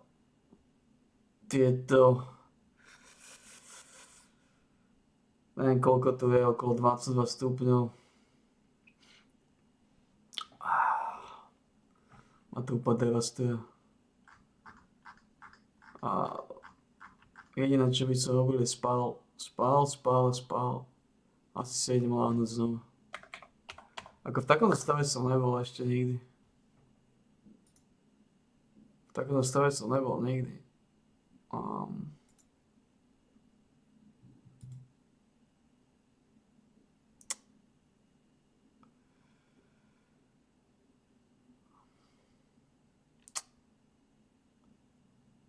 Extrémne zlý stav. Ešte keď si zoberiem 22.5.2024 som bol relatívne OK. Túto plešinka na svojom miestku je zarezával.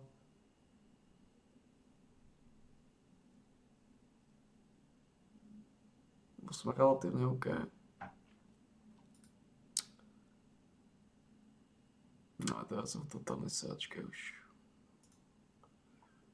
V takej sračke, že ja neviem.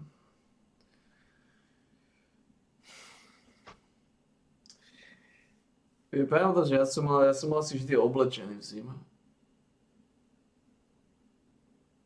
Ja som mal vždy viacej zaobúšený typ. 28.11.2024. Nájdem si video z 28.11.2024. No, to som nehľadal, ale tu. Tuto to bude. Nájdem si presne pred rokom, ako som mu naobliekaný. Ukáž to, nebol som.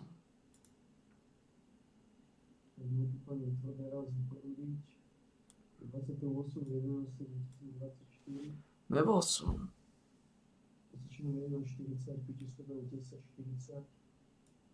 Ale teraz si vidím, že som začínal som až pred 12. Som točil stolka. Minimálne som nebol. Počkej, to som išiel si láhnuť tiež. Ukáž to.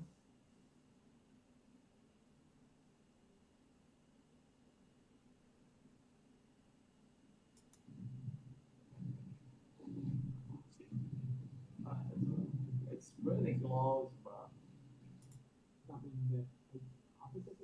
Nebol som naobliekaný, mal som iba triko.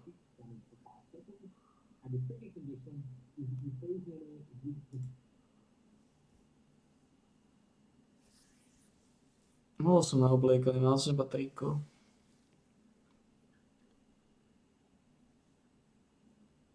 Dneska som nechcel vylízať ani jeden dvojkový dungeon, ale za to sme vylízali slušné paketky.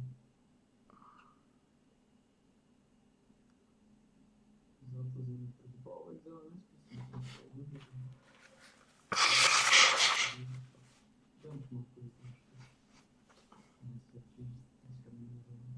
Čiže 28.11.2024.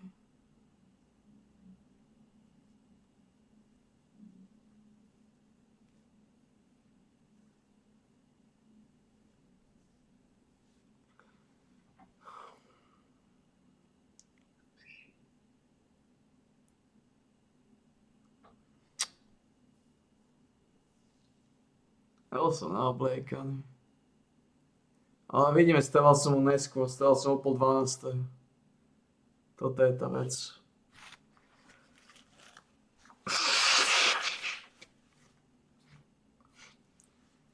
Neviem, či by som to nemal zmeniť náspäť. Či by som nemal náspäť stavať o 11:30.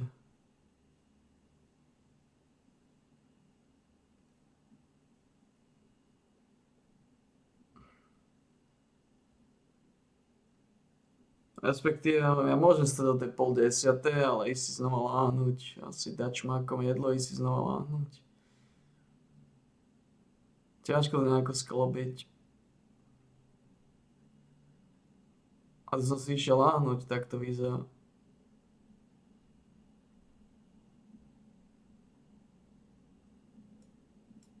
Takisto.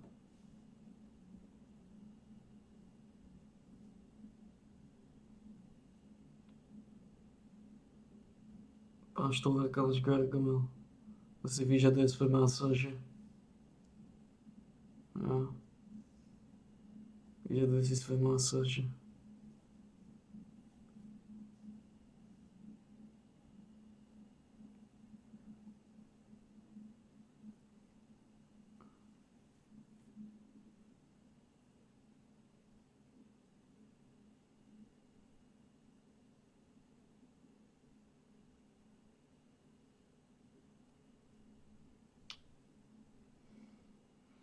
Ako na prvý pohľad nevidím rozdiel, ale ten rozdiel je masívny.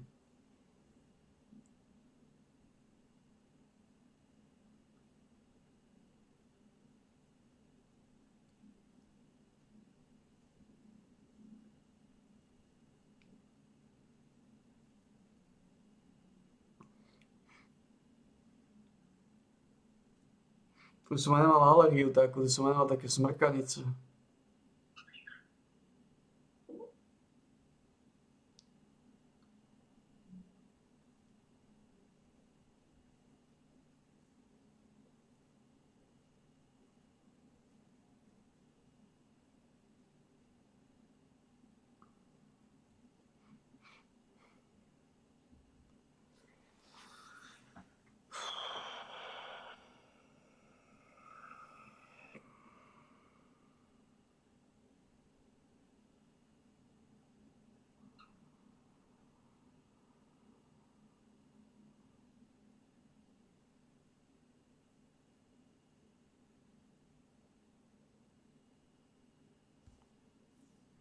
Dobre.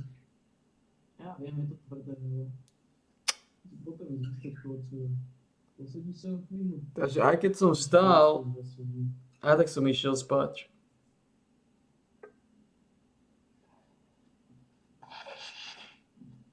Ne, už som tam mal, už som tam smrkal. Takže že tam som bol roztratý.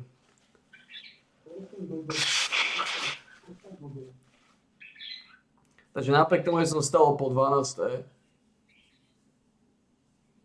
Napriek tomu, že som vstal o 11:30, tak som si aj tak pred treťou išiel vystať kocúra. Takže nič sa nemení.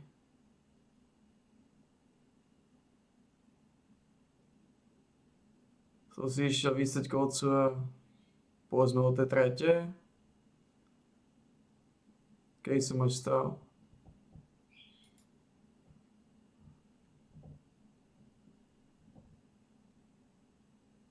Až okolo 6. Takže on je to dosť jedno, či stanem o 9:30 alebo o 11:30 podľa všetkého.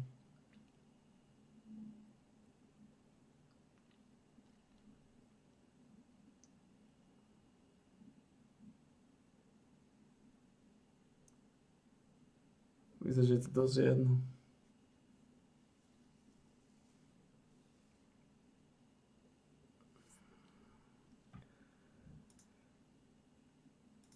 Neviem, či si plečinka, ale podobá sa na plečinku seniora. Úplne vyzerá, že ako plečinka seniora. Síce nie, nevyzerá. Plečinka seniora mal jedno krídlo, ale nemal takéto veľké. Ako je pravda, že ju mohli vypadať a narazť veľké, ale nemyslím si, že to... Aj keď sa podobá na neho. A je to neuveriteľné, že došiel klon plečinky seniora. Ale plečinka junior nevyzerá úplne tak. Možno toto je plečinka junior. Ťažko povedať. Čo som to robil? Tiež som nič nerobil. Tu som tiež nič nerobil.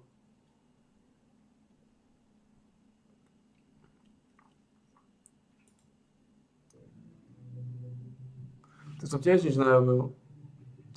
No tu to vidno, že tá zima, to sú extrémne zlé časy.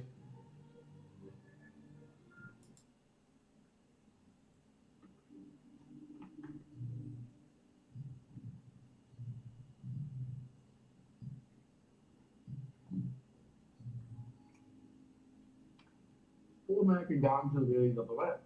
Musím vyriť za prvé.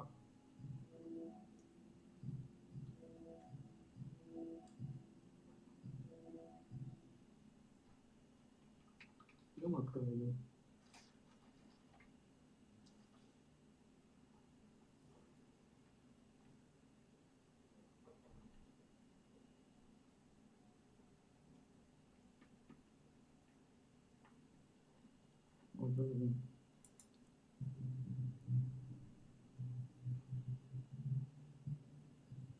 Načo? Mám dosť lesný. Teraz dojme trochu soli. Som odkúpil lesného za naši stolách, takže... No dovolím si sol, produkujete ďalej sol. Ja som odkúpil tohto lesného, tohto malo žovie, ale celkom solidný šmicler. Je to tam čiť, to lesný. Je to tam čiť. Môj 17 000, 18 000 stykov, no. Jednu. A no, 80%. No, tých 19% si myslím, že tam dáme, takže tam boostneme milý version na 40. Či solidný tabak.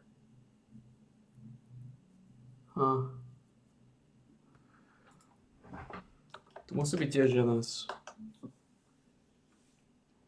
Toto musí byť.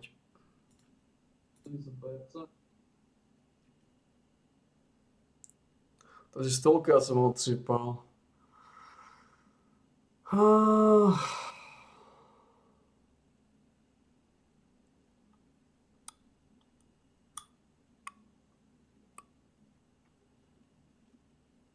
Давайте часики злоча столка.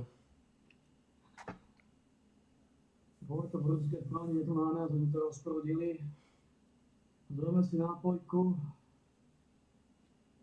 Potrebujem zložiť. To sa vám tomu treba spraviť a potom sa pozme na stolke, ale ešte pekne to brúskame. Ja som rozsatý už minulý rok.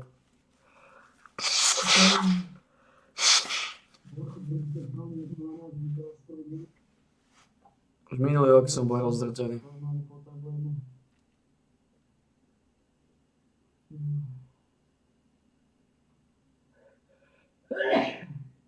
Ja.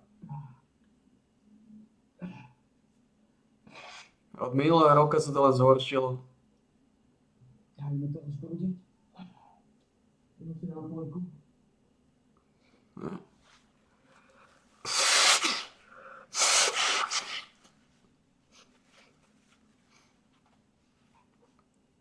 Minulý rok ešte bol Plečníka junior. V podstate teraz v máji Plečníka senior teda. Plečníka v máji zmizol a od tejto išla rapidne so mnou dolu vodou. Áno, Plečníkov odchod ma úplne zdegeneroval. Tá psychika robí najviac. Tá psychika to všetko vylízala. Pretože tie masívne problémy prišli, až keď som to...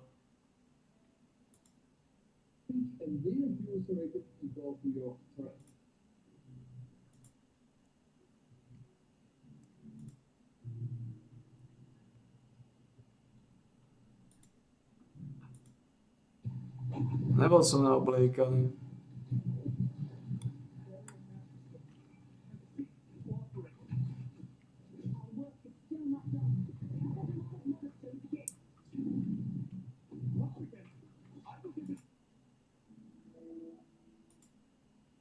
A tiež sa v podstate nič nerobil. Lomene života, lomene všetkého, bude staršie padať. Uvidíme, ako si s tým poradíme. Takže tiež som nič nerobil.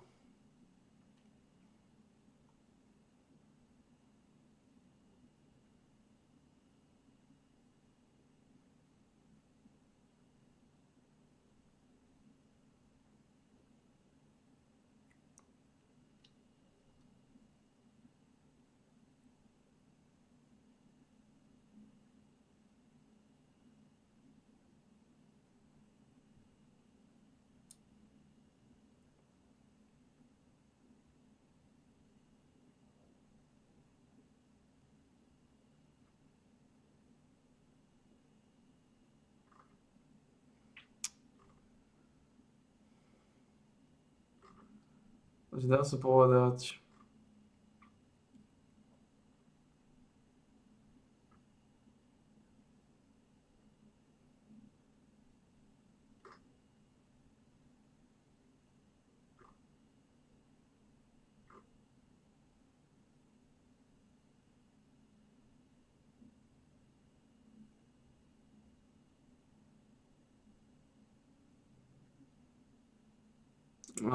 keď sa no.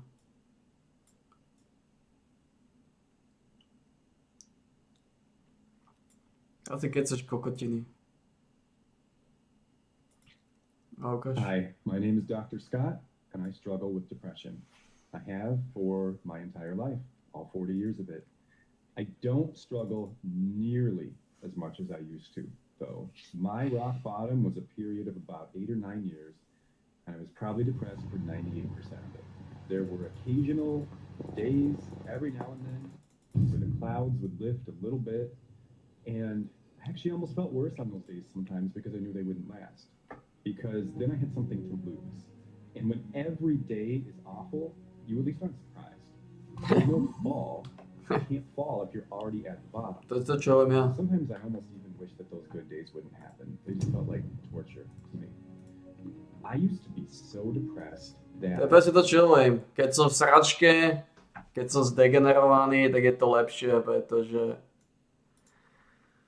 pretože nemôžeš už moc klesnúť. Keď si v totálnom hnisi, keď je extrémne zle, tak aspoň vieš, na čom si, aspoň nemôžeš klesnúť do hnisu, lebo už si v hnisi. To je výhoda. To je výhoda zlých časov, to je výhoda všetkého. Democracy is non-negotiable. To je to, čo hovorím, že je lepšie, keď mi je non-stop zle, ako keď mám nejaké dobré dni. Lebo keď mám dobré dni a potom ich strátim, tak to je úplná katastrofa. Respektíve dobré dni. Nezval som ich, že dobré, ale na výgadke nájdem kokotov ako chorý zradca Buster, hej. Chorá zradkyňa Mária, hej, to kokoti, hej. A nastavím sa na nejaký trend a som inšpirovaný, povedzme, alebo jak to povedať, hej. A potom tí kokoti ma zradia, tak som v totálnom hnoji. Takže je lepšie nemať žiadnych kokotov, žiadne chátry, nemať žiadnych ľudí okolo seba. Byť v sračke a je to oveľa lepšie ako mať dobré dni a potom byť v sračke. Respektíve mať lepšie dni a potom byť v sračke. I wasn't even sure if I was real. I felt like I was looking at my life and the world through some kind of glass. Like I couldn't quite connect to anything. Like I was in this just invisible shell that followed me around everywhere. This was mostly my high school and college years. I barely graduated high school, barely went to high school, honestly. I had pretty much no healthy relationships. I would do just about anything to get through a day because what it felt like to be inside my own mind was torture constantly. Once I got to college, I couldn't make a job or relationship last more than 3 months. I didn't really want to do anything, didn't really care about anything. And this is not the worst part, but it is the most embarrassing part. Freshman year of college, I failed Introduction to Psychology. I'm a psychologist, so that's not great. Now, in fairness to me, I failed it because I didn't take the final because I had a panic attack on my way there and went home instead. But nonetheless, there is an F on my transcript for Introduction to Psychology. So that's not a super proud moment for me. During this period of time, I would say, do, or take anything that would make me feel even a little bit better. These days, obviously, things are quite a bit different for me. I feel good 90% of the time or more. I'm not going to act like my depression is cured or is gone. That would be a lie, and I'm not about being disingenuous on here. But it is so different in terms of frequency, in terms of intensity, in terms of duration, that my life is not the same. It is going from being depressed 98% of the time to, I don't know, 5% of the time, and severe to typically mild. It's a different life. It is 100% a different life. In the past few years, I've been able to start intensive outpatient programs for people who experience moderate to severe depression and anxiety. I wrote a book called For Everything is Burning, For When Everything is Burning. It would help if I knew the name of my own book, probably. I started this YouTube channel and this podcast. Oh, fuck off. And most recently, and this is still a work in progress, I founded a new clinic called the North Star Psychological Center. Oh, fuck off. Sračky.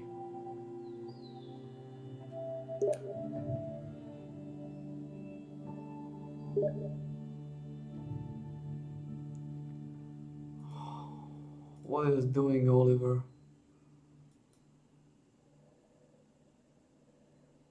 Oh, fuck that off. I put it into storage.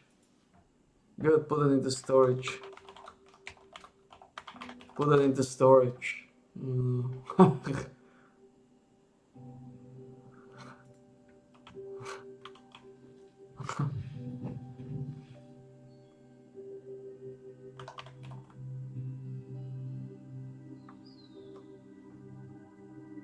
Well, you can.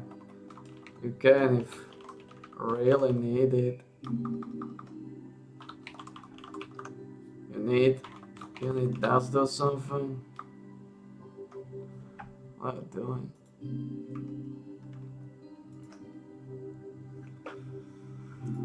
Oh man.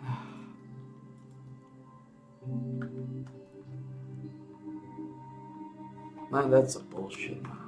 Takže už minulé leto, už 28.11.2024 som bol v zlom stave. Ako to je asi najlepšie pozerať, čo som robil minulý rok a držať si ten istý štandard.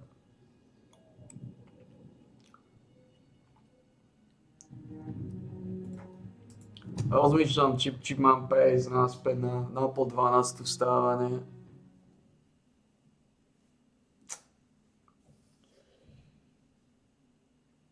Bo tamto jasne vidím, ja som aj tak unavený, ja som stal po 12. A aj tak som o 3. si išiel láhnuť. Takže... Voice module online. Nič sa nemení. Audio functionality test initialized.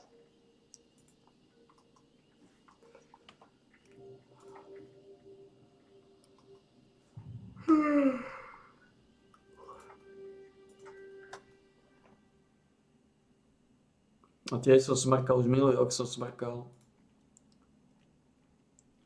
Ako najlepšie pozerať samého seba. Možno kvôli tomu robím tie videá. Možno robím kvôli sebe, že si ja pozeral. Možno ich naozaj robím kvôli sebe. Čo som robil 20, čo som robil zajtra, že by som držal štandard. Fallout som zapol, klasiku. Stal som ráno klasicky.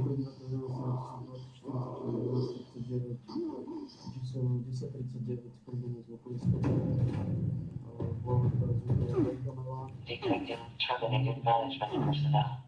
Remove this individual from the premises.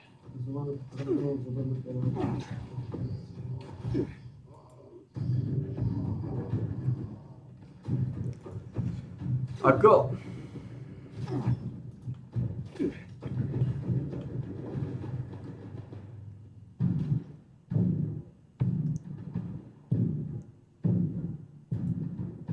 A tiež som išiel spať, typujem.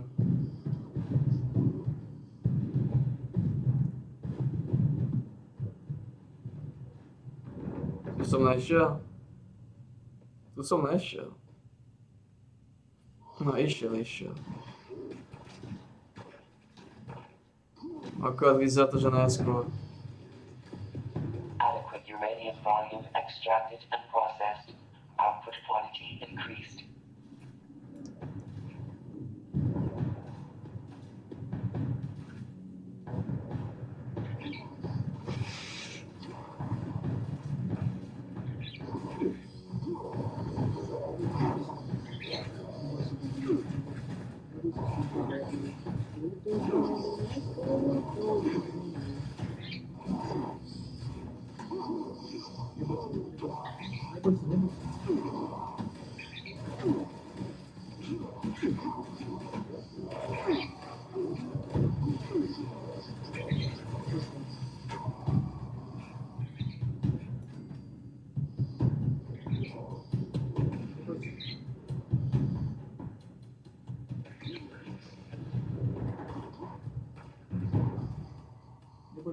Neboj sa. Už ideme, neboj sa. Engaging with Chinese aggressors. Ešte bej, neboj sa. Detecting terminated management personnel. Remove this individual from the premises.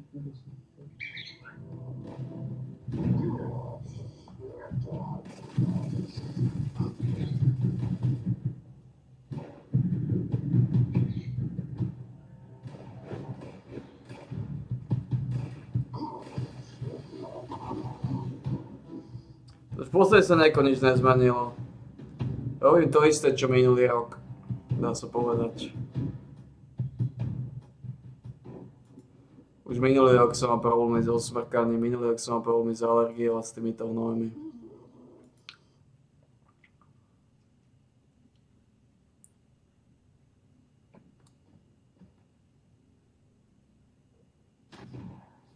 Toto není plečinka senior. No, pravdepodobne je to plečinka junior. No, ale je to plečinka, je to z rodu plečinkovitých, no. Môj odchod plečinky má... Odchodom plečinky to celé začalo.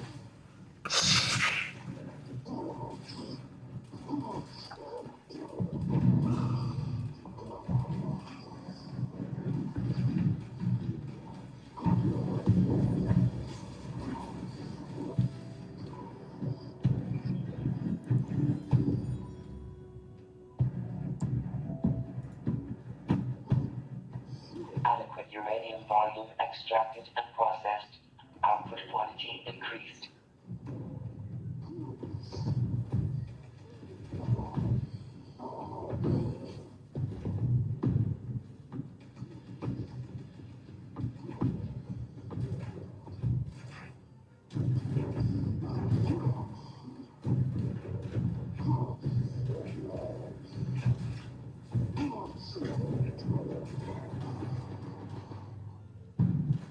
Detecting terminated management personnel.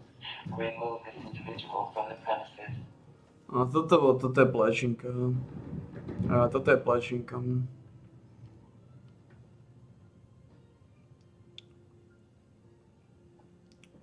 Niečo dostalo toho Galgana. Ja on vyzeral úplne inak. Počkaj, to není plečinka. To nebolo on.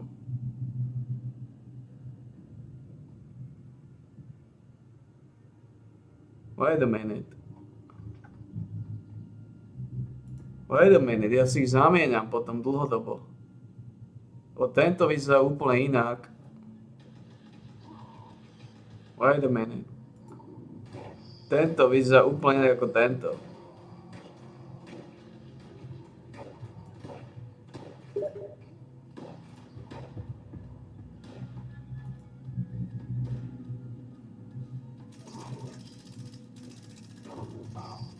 Je to ten istý?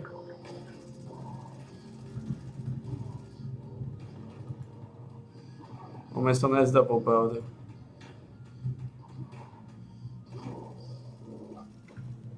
Real something. Real something.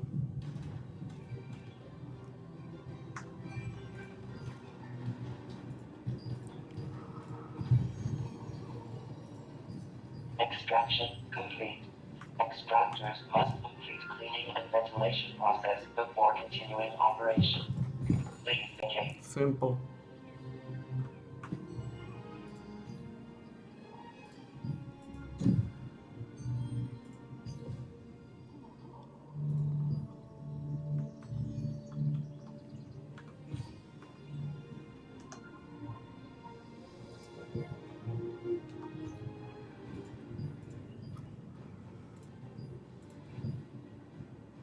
Simple.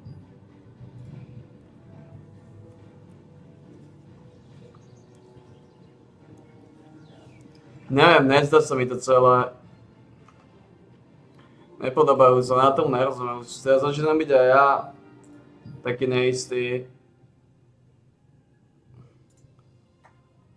Nepodobajú sa mi na seba.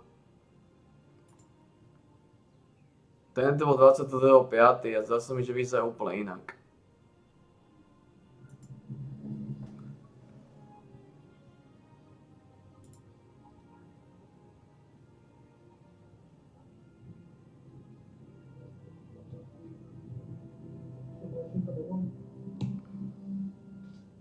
Plešinka, vítaj doma, vítaj v rodiny, usad sa ako doma, vystri si kocúra a teraz si môžeme všetci spokojne vysať kocúra, Plešinka je doma.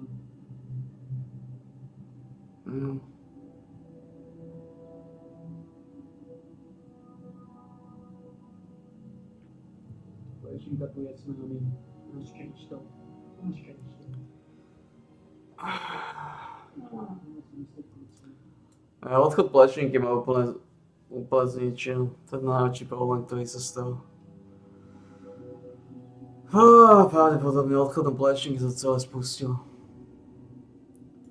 Odchodom Plešinky sa celé začalo.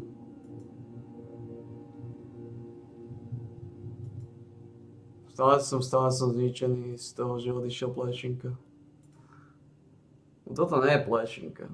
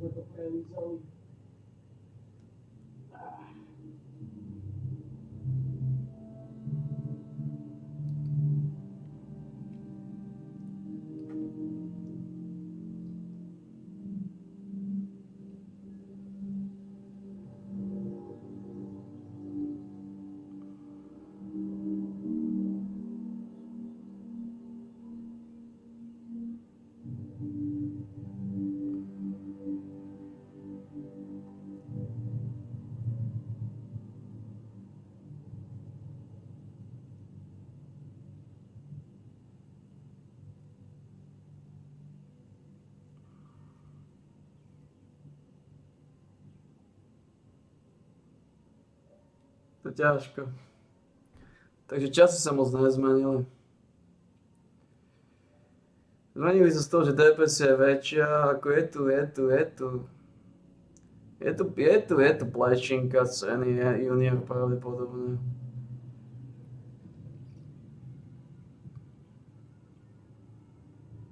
No ale Plešinka senior to nie je.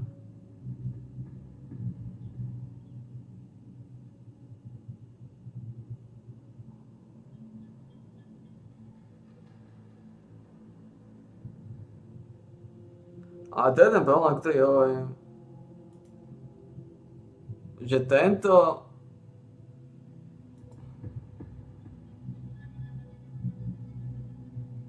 To bolo skôr, to bolo 6 mesiacov skôr. Ak je to ten istý, tak vyzeral úplne inak.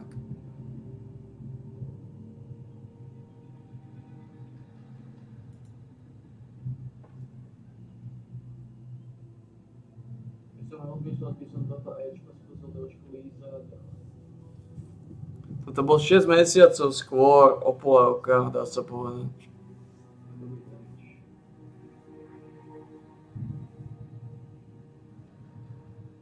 No je to ten istý.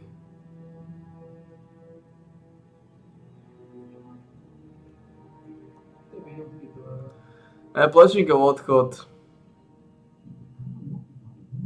Je to on. Když máme celko slušný počet Rybzova, to je veľa šlamastiky, ktorá sa má zúžitkovať. Je to on. Je to ono, len toto není už. Je to ten istý. Len toto není on. Toto je Plešinka junior. A odchod Plešinky má zdegenerovat.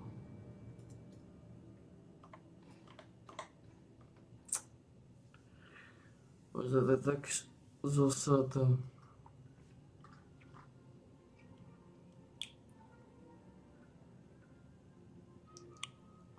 Odchodom Plešinky sa vyrovná nejako na ňa. To je...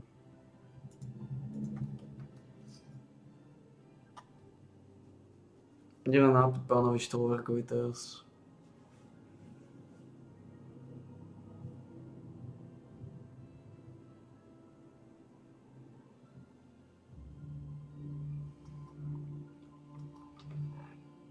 Až mu Gargamelovi Antonsa.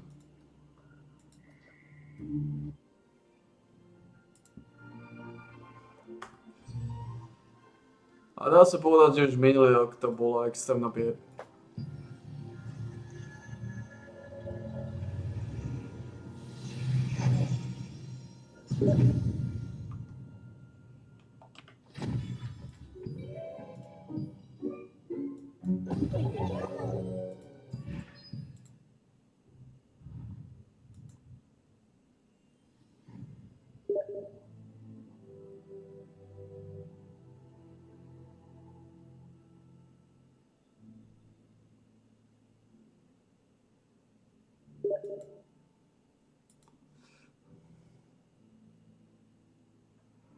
Always go wide.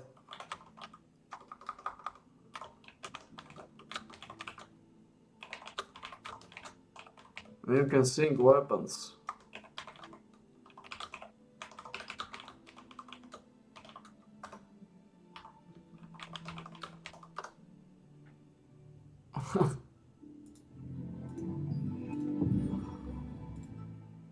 Oh, void gloves, void shirt, spectral overseer, hat and legs. What is this?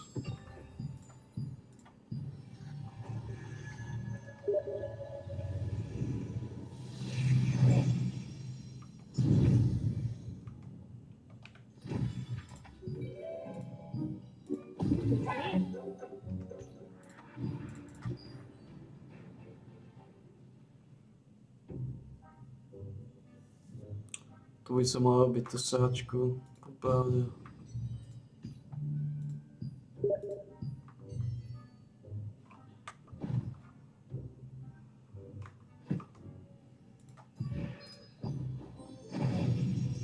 Reset bones.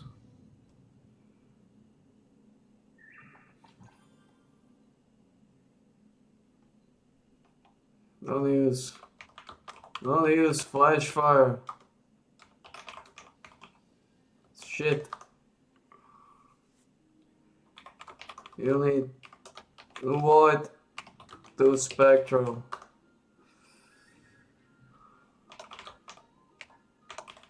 They introduce better type free later.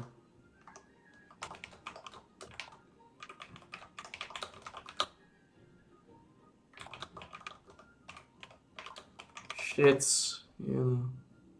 I mean shit. Yes. Shit is shit.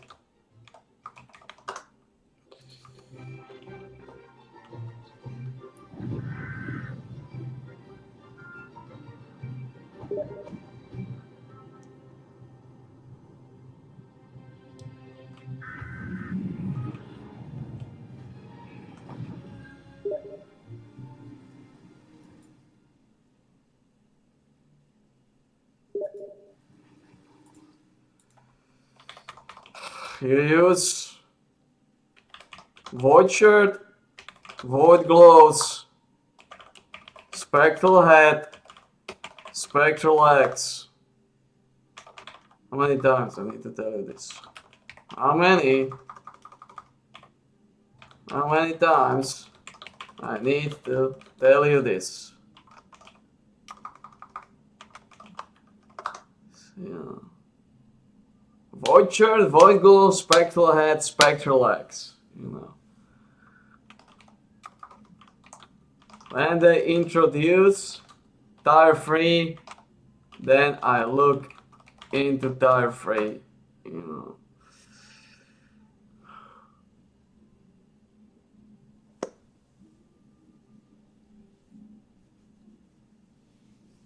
Right now,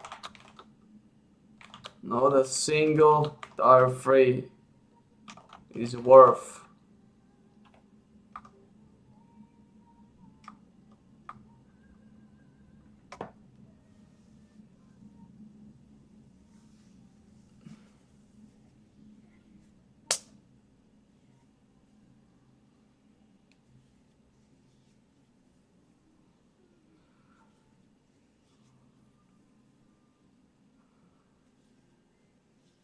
No, I'm only just drinking. No. No. You are probably just drinking something.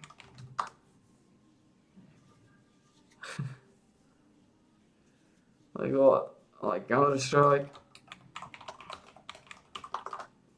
What?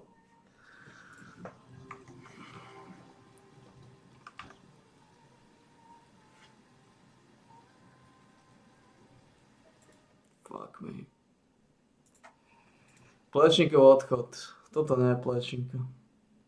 Senior. Plečinka senior nie je medzi nami. Ah, fuck's sake.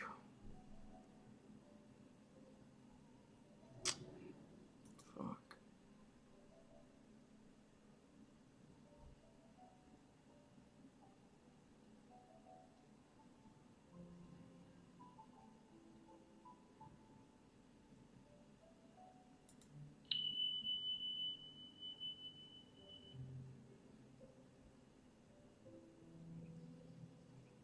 Musím sa priznať, priatelia, mám prvý vážny konflikt s Erikom Kaliňákom. Takýto podraz som od neho fakt nečakal. V najnovšom rebríčku ruských agentov, ktorí zostavili nejaký kysalkovia z EU Observer, sa Erik umiestnil na hromadnom druhom mieste a ja som až tretí. Neviem sa cez to preniesť. Tak veľmi som chcel byť najväčší ruský agent a predbehne ma ešte aj Erik. Do Moskvy chodím, do Soči chodím, stretávam sa s Lavrovom, s Juganovom či Nariškinom a bum, aj tak až tretí. Veľké sklamanie. Ale vážne priatelia, v Európskom parlamente vždy hlasujeme proti vojnovým a rusofóbnym rezolúciám. Celý klub Smeru. Nejakí aktivisti to zrátali a zistili, že mám o jedno hlasovanie menej, zrejme preto, že som bol pred rokom v Číne a nebol som v tom čase na hlasovaní v Európarlamente. Kvôli tomuto ma Erik predbehol a neviem, či mu to niekedy odpustím. Vojnoví štváči na západe chcú robiť rúskeho kolaboranta z každého, kto chce mier. Už sme si zvykli a dobre sa na tom zabávame. Predpokladám, že kvôli najnovšej mierovej iniciatíve je rúsky agent aj Donald Trump. Úplný blázni. Hoďte na nich sieť. My sme hrdí na to, že Rusko nevnímame ako nepriateľa a že robíme všetko, aby nebola vojna. Ďakujem ti za sledovanie. Budem rád za like, odber a sledovanie skupín, ktoré nájdeš v popise pod môjim videom. Ako vy imbecilovia vás dám do ignore listov, robíte kokocké clickbaity.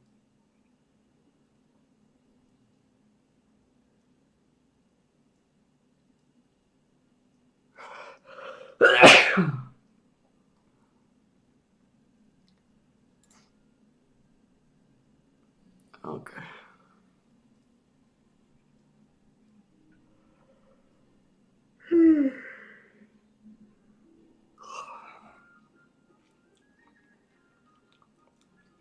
I guess that's so we can sync weapons.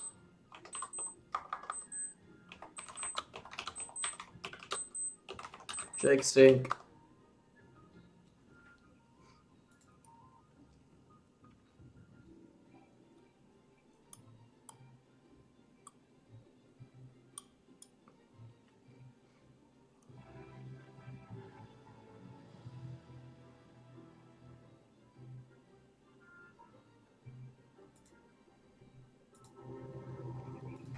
Takže dá sa povedať.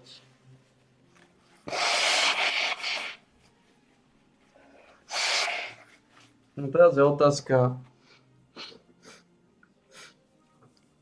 No Plečinkov odchod ma extrémne zničil. Idem napiť pánovi Štolverkovi.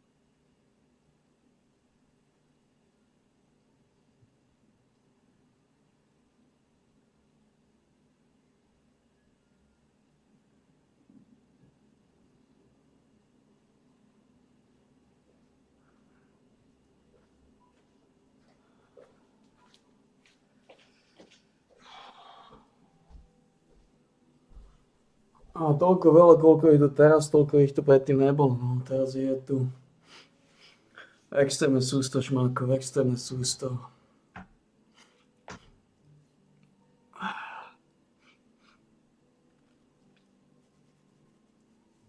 Extrémne veľa šmákov tu je.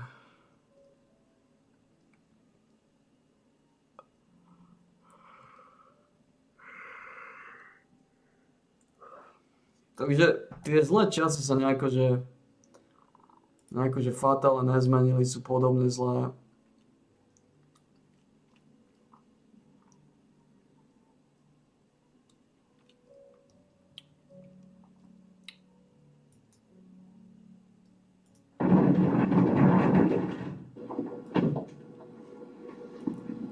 Len ten Plešinka, to, že Plešinka zomrel, to ma zdegeneroval. It's lost a lot of inflation. To ma extrémne zdrvilo. A lot of air left in this thing. Hopefully enough to get me through the night.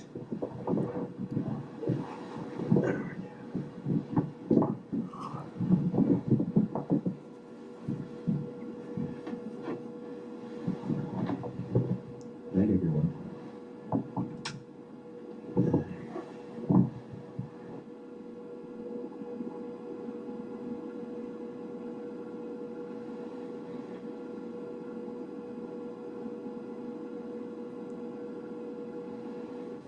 Good morning. Yeah, totally deflated. Well, that just means it's an early start to the day.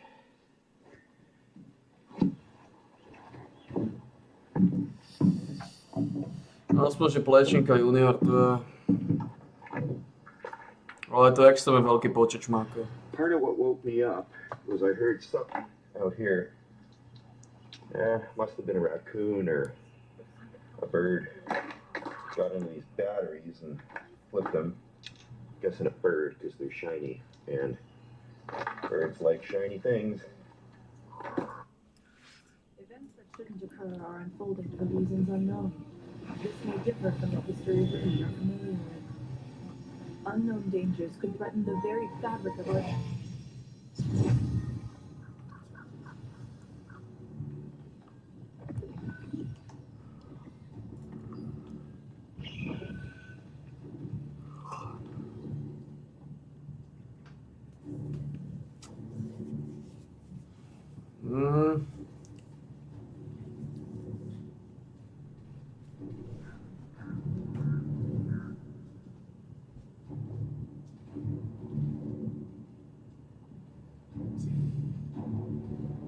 The counterattack will begin soon.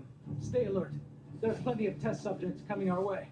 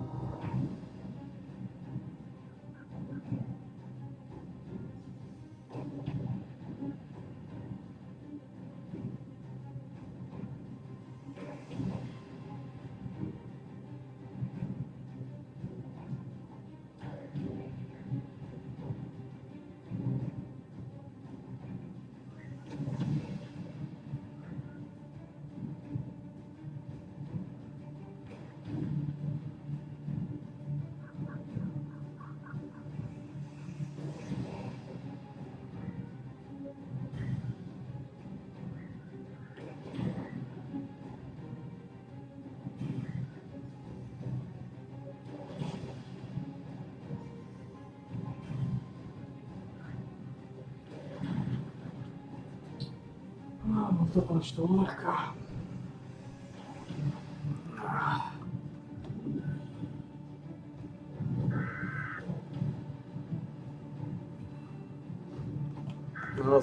Naozaj to spackal.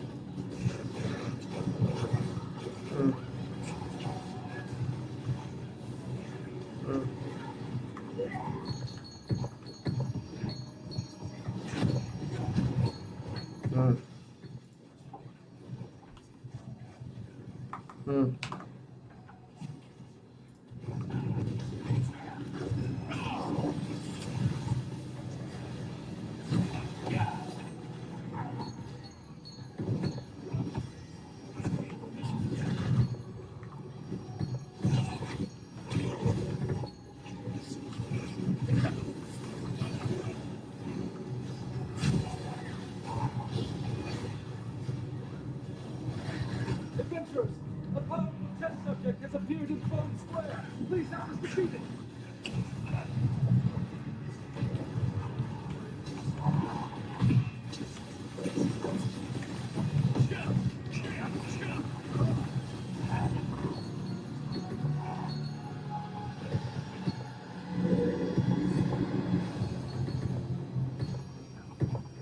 Ah, their numbers are finally bleeding. Thank you so much, adventurers. Urba Village is finally safe. Thanks to you. What?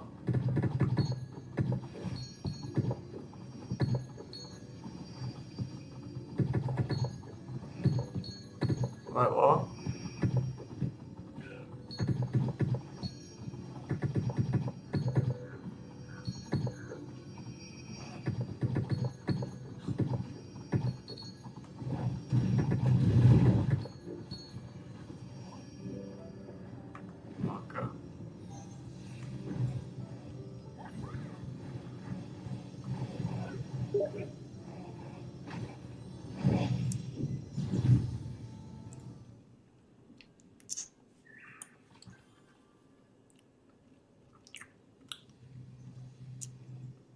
Okay.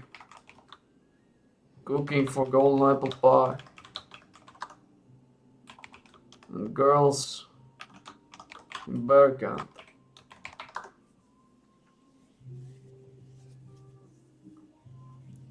Can you craft? Can you cook? Golden apple pie? We talked about is fishing.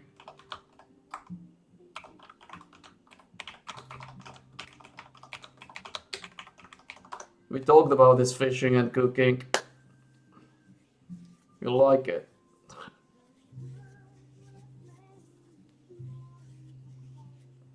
Where do you need golden apple pie?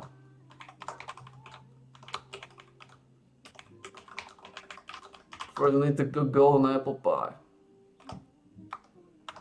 It's 50% weapon mastery bonus.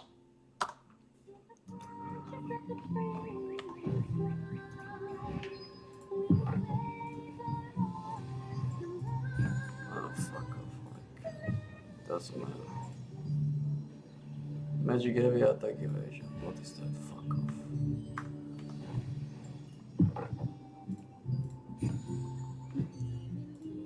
Are we getting to it? Buff duration. Oh, fuck off.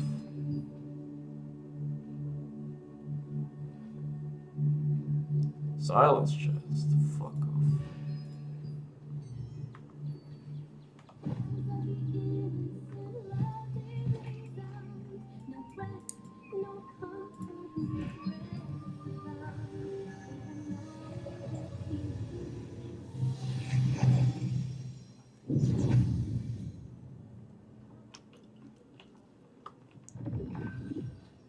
Hi, old friend. Hi. Welcome.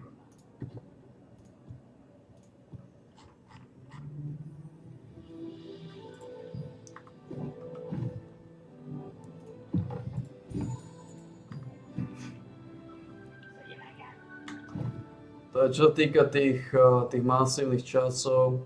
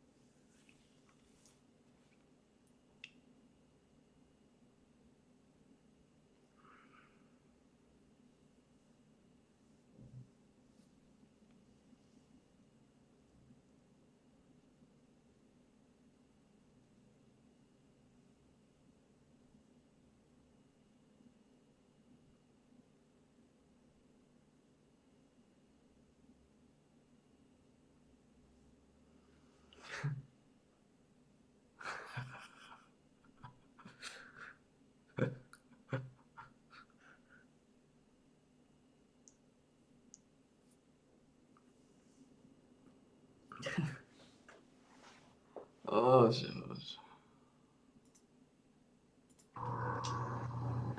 And I could hear one right over there.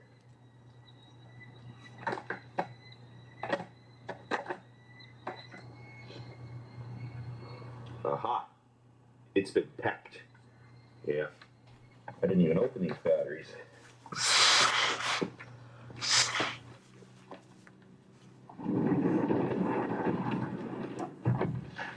Up nice and early, so let's go for a hike and check this place out.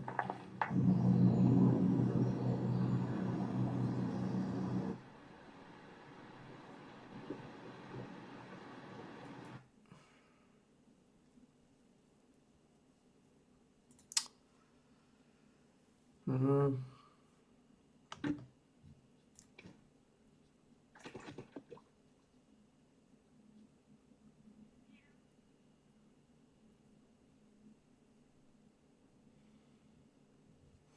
Takže áno, potom, no, plešinka, no. Plešinka. Odchod plešinky to celé spustil. A keď potom som to ešte ako tak stabilizoval, alebo aspoň opticky stabilizoval, alebo ja neviem, čo sa stane.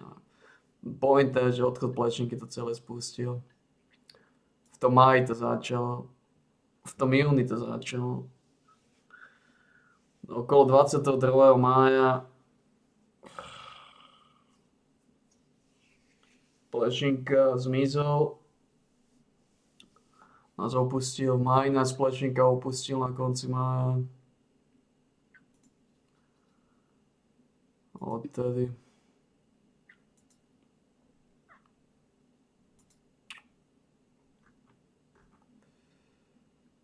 Mm.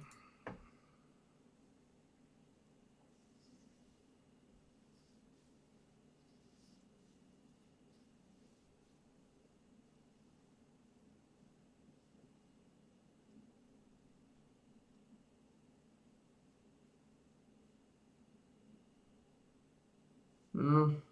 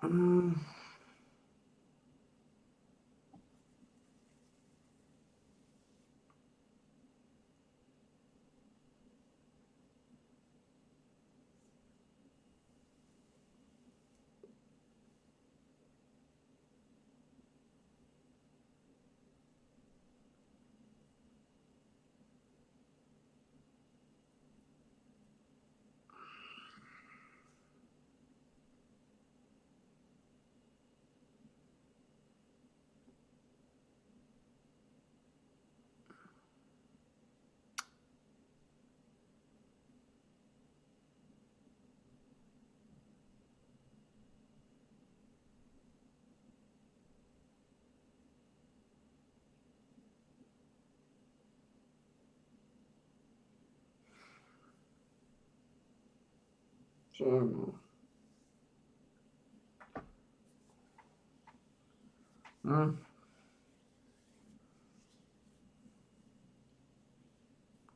Mm. Mm. Ďalšia várka.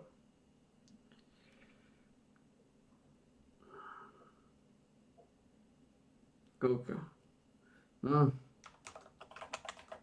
Ďalšia várka. Mm.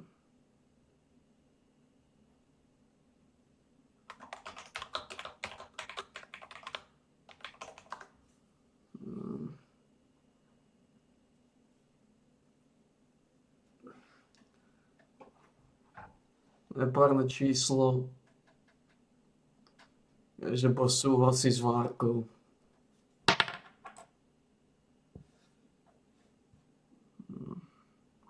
Fuck. Mm. Mm.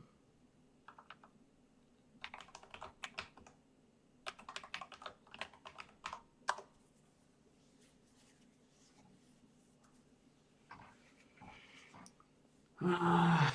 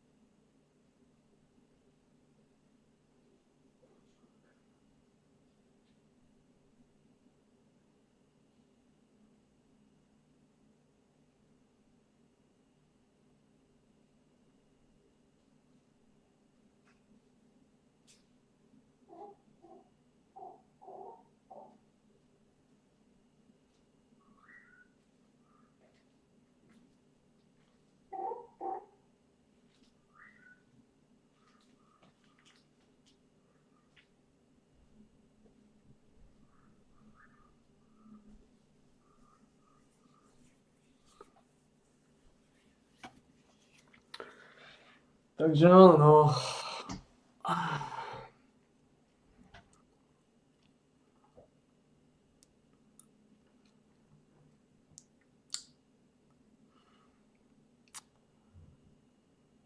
Samozrejme, že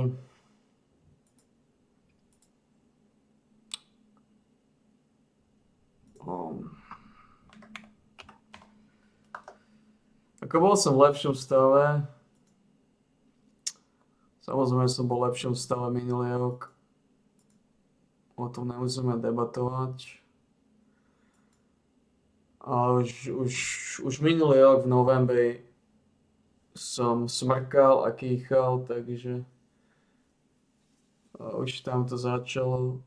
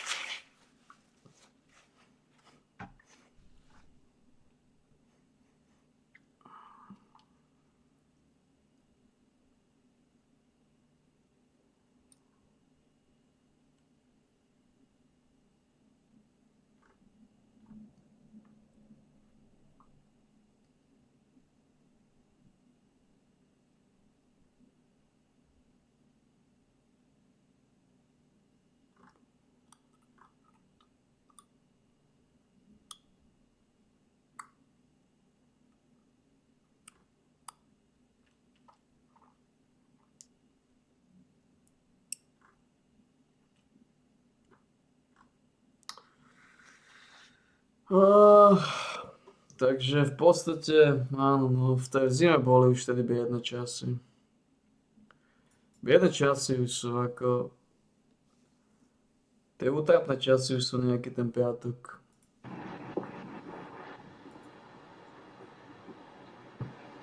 I guess the downside to coming up with these absurd camping situations is that I don't get enough time to walk around the campground.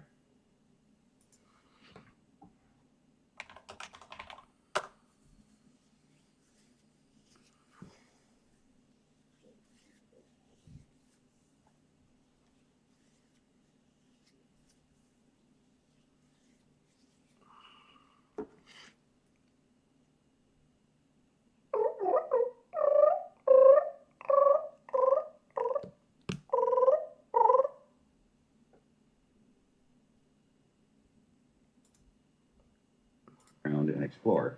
Too busy hanging up curtains in U-Hauls. But truly majestic. I really don't just get out and walk around in nature on the coast here. It's absolutely stunning.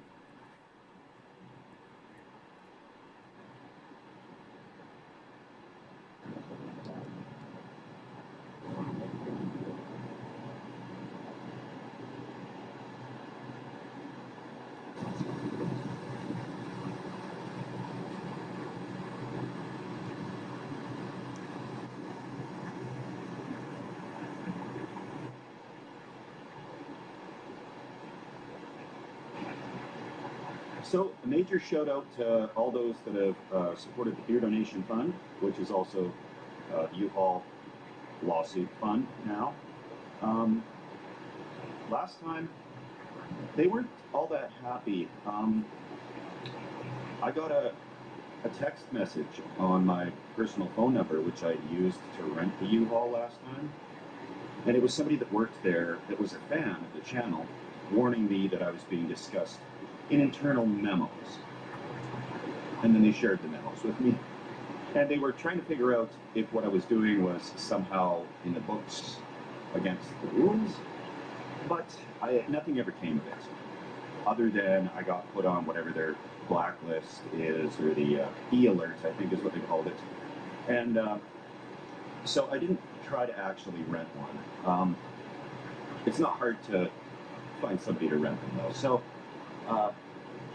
yeah, hopefully U-Haul has a good sense of humor about this, and I don't encourage anybody to use a U-Haul in this way. But it was just so tantalizing. It was just right there, $29 for the day, plus the $1 a kilometer or mile rate, and we put on one or two. So it's an affordable way to camp. And I did hear people doing this in the past, because you have to be 25 sometimes to rent a car. And people, like university students, would be going out on a road trip and wanted to have somewhere to camp, and they couldn't rent a motorhome. So I'm not the first person to be doing this. So yeah. Anyway, we'll see what happens. I'm not too concerned. But again, U-Haul, I apologize. I mean no harm by this. Oh. What a day, though. Speaking of U-Hauls, I better start pulling that thing apart and getting ready to take off. The campground, I think you got to be out by noon or something, and I spent a lot of the morning kind of walking around. This is the best spot I've seen, by far.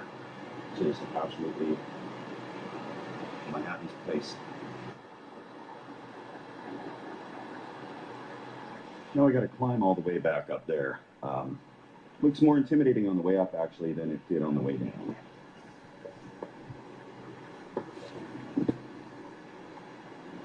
So what's the best way to do this? Sure.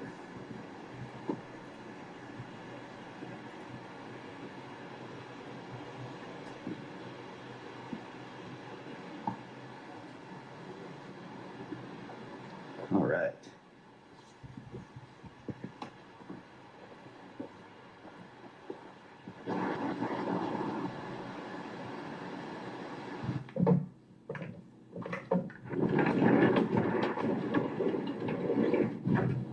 Probably should have stayed for more than one night for all this setup work, but that's okay. The air mattress is deflated anyways, so I'm gonna start tearing all this stuff down and packing it up. I did have to make another trip to bring the extra stuff that appeared yesterday, like the chairs and guitar. However, oh, we lost the curtain. Made it through the night though. Made it through the night. Not bad. Thanks for watching, everybody. If you want to see more extreme sleeping, sleeping gone wild in the craziest places that you could imagine, please subscribe. I'll try to keep coming up with these things. I was out of ideas 2 years ago, and somehow I've kept on going. So thank you for all the support. Cheers. Hunker down, my friends. We'll see you next time.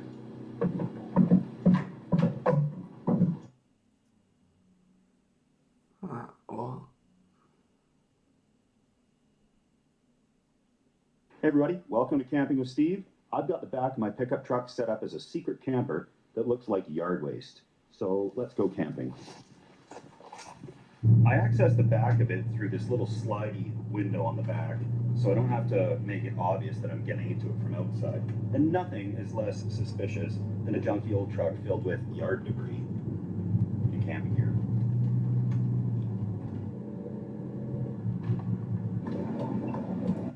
Takže ono...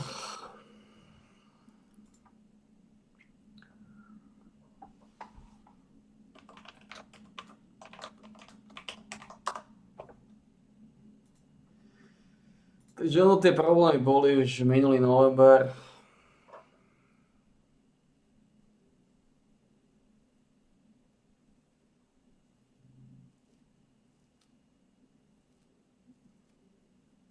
Už minulý november boli tie problémy. No aj keď to začalo, v novembri to už bolo. V novembri som už mal problémy so osmrkaním. Tá alergia začala. Tie alergické problémy začali už v novembri. Teda respektíve už boli v novembri. Neviem kedy začali oveľa skôr. A tak sa to kryštalizuje na veľmi biednú úroveň samozrejme. No. Smrť plešinky, no. Plešinkov odchod to celé. Plešinkov odchod vo mne niečo zlomil a úplne som odišiel. A tým, že som mentálne odišiel, tak som typujem z tej mentality, z toho psychického dna. Tým, že som bol mentálne na dne, tak aj choroby zdravotné problémy ma viacej rozdrtili. Toto je ten problém, ktorý tu je. Toto je tá vec, o ktorej sa tu bavíme.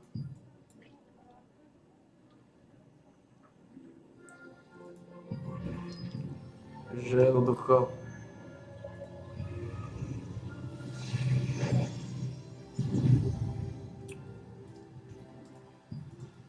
plešinka, no. Plešinka to celé extrémne zrýchlil. Ako tie problémy by tu boli, aby prišli vždy. A Plešinkov odchod naozaj to masívne urýchlil.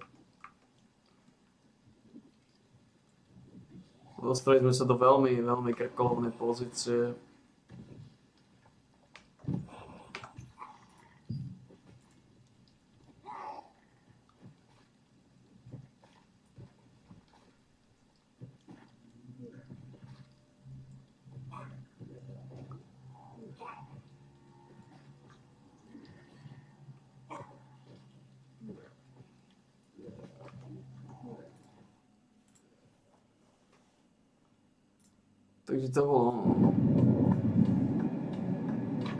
Earlier on, I scoped out a little spot. There's a porta potty right there. Doesn't say anything about overnight parking, little picnic tables and stuff, and a beautiful view of the lake. So this is going to be great. I'm going to do a load check on the back to make sure we didn't lose too many branches.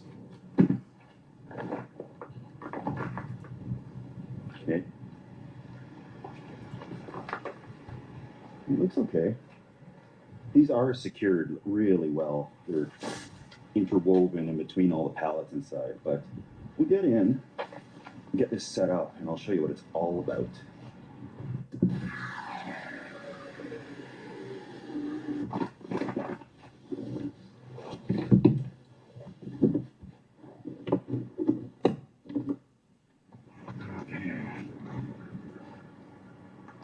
This thing is 4 pallets and 2 boards.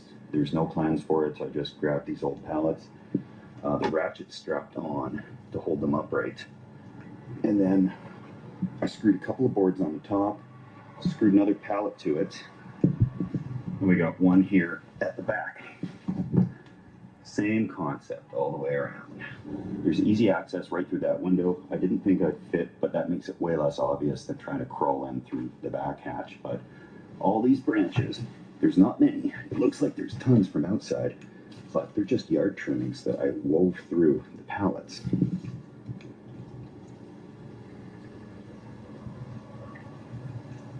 There's enough little holes for ventilation and nice cool breeze coming through right now, and I can kind of see what's going on through the little holes in the cracks here. I'm going to move the rest of my stuff onto the back seat and haul it in through the window.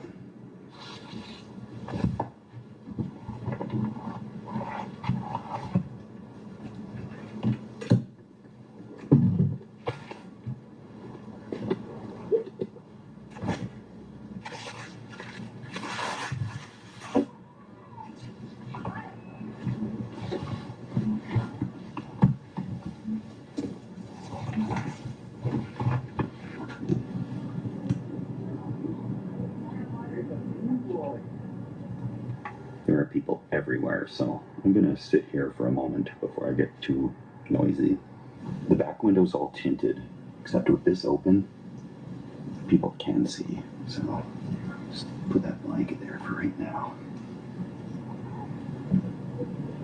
And we played a hunkering down game, waiting for things to die down a little.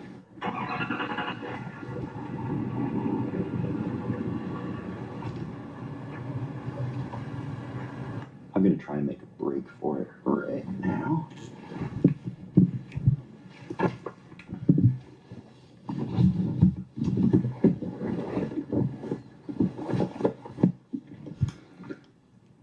It's perfect. I'm gonna check out that porta potty situation and maybe grab some from the grocery store here and kind of assess the situation from outside and see what things look like.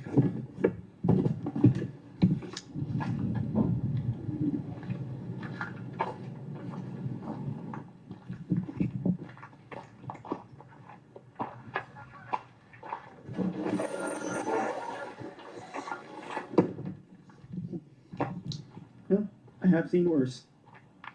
A little smoky, but could make for a colorful sunset.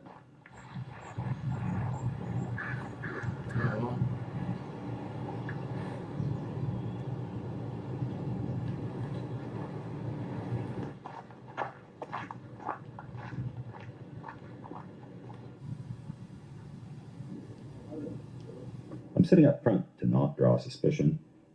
But there's tons of these little fruit fly things that are coming in here. They might pose a problem. Got a can off though, and we'll see how that works. Otherwise, I might have to move farther from the lake. But this is really convenient because there's a porta potty right there. Things around here seem to close at 8. The sun doesn't set until 9.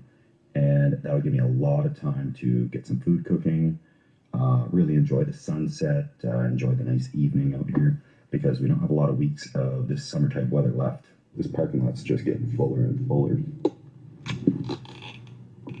I'm gonna crawl back there and start cooking.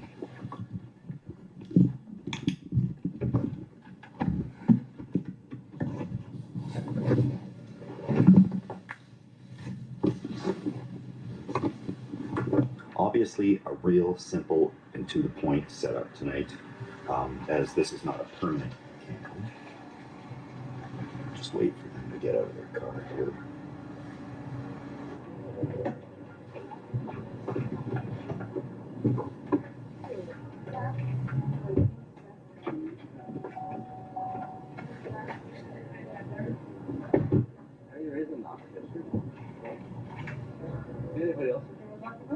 Piče. Zaudol som na ten níz.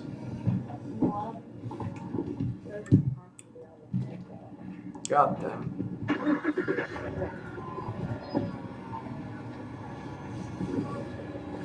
I'm just trying to cook.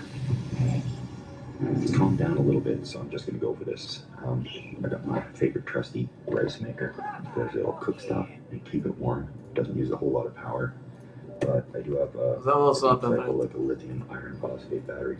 I love those things. They're a bit pricey, but I got my favorite trusty rice maker because it'll cook stuff and keep it warm. It doesn't use a whole lot of power, but I do have a deep cycle like a lithium iron phosphate battery. I love those things. They're a bit pricey, but they're better than lead acids for sure, and you don't have to worry about wrecking them. But power inverter. Turn this rice cooker. Those bugs are really coming in here. So all I'm doing, some real easy. I got some chopped up farmer sausage, some broccoli, a little butter. I want these rice meals that's both fast yet fancy. And a rice cooker should be able to cook rice with this stuff on top of it. Bugs are getting pretty bad in here, but I gotta get the food going right now anyway.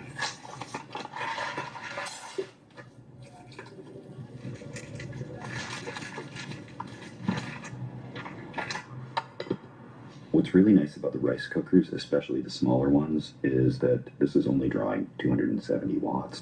So once it goes down to the keeping warm mode, it's like 20 watts or something, but we'll see. I wasn't sure how hot it would be in here, so I brought this little USB plug-in. It does have a battery in it, so it'll run without being plugged in. Hopefully that'll blow away some of these bugs. And built-in light. I borrowed it from a friend. I don't know where he got it. It's a Westinghouse, so I don't know if that's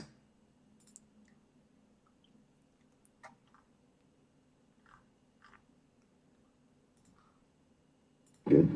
As soon as this rice is cooked and it switches into the warming mode, I'm gonna get out of here and go walk around a little bit because everybody showed up here. It's like sunset watching day at the beach or something. I don't know. But I really don't want to sit in here longer than I need to until it's nighttime and everybody's gone.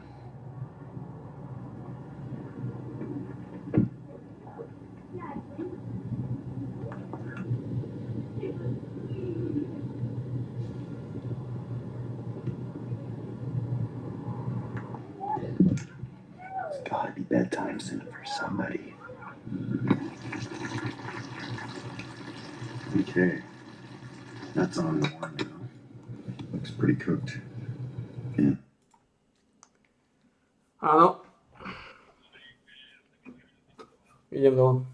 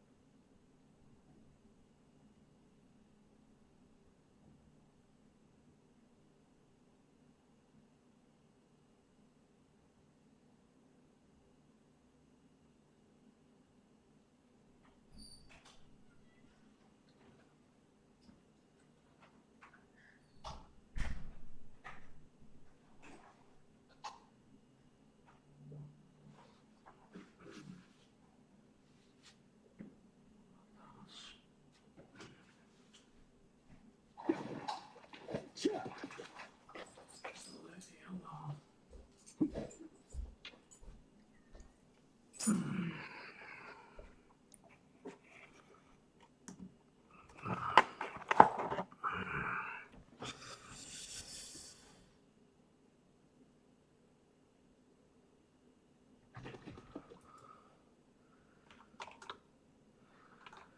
a food you eat.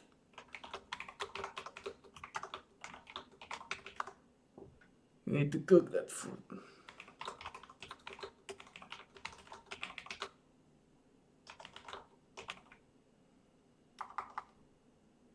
You need to cook that food.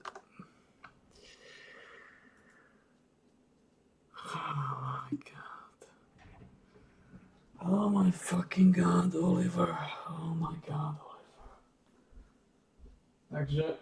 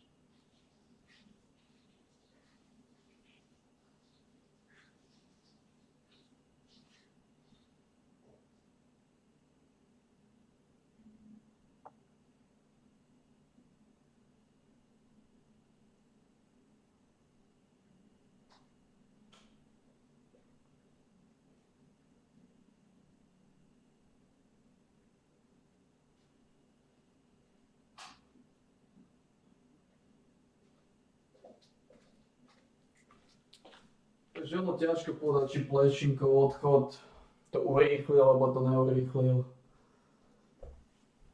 Ale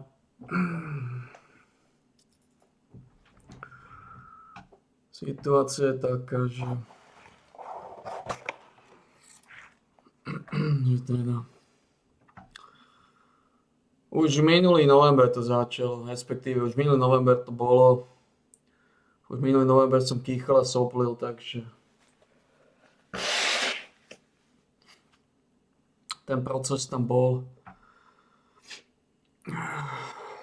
Pravdepodobne nápojky to zhoršovali brutálne.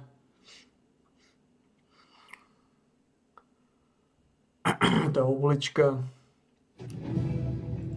dostala naložené tabaky. So what's the cooking level, Oliver?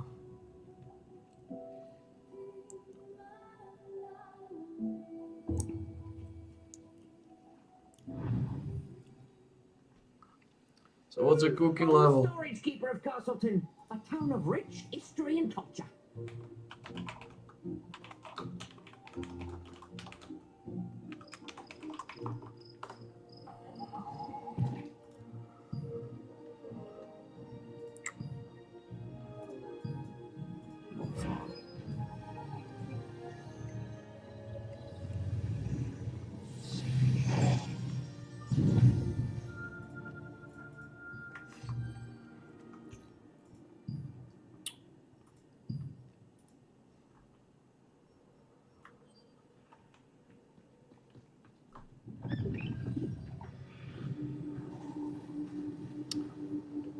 Áno.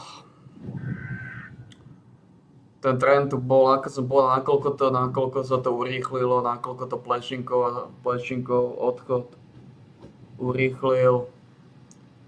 To už sa nedozvieme nejako presne, ale situácia je taká, že v novembri to už bolo. V novembri sa to už realizovalo, v novembri to už začínalo.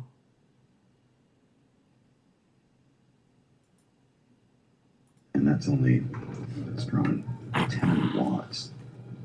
That's not much. Definitely people still out there, but I'm gonna grab the tripod and head out to the lake, see if I can get some sunset pictures or videos.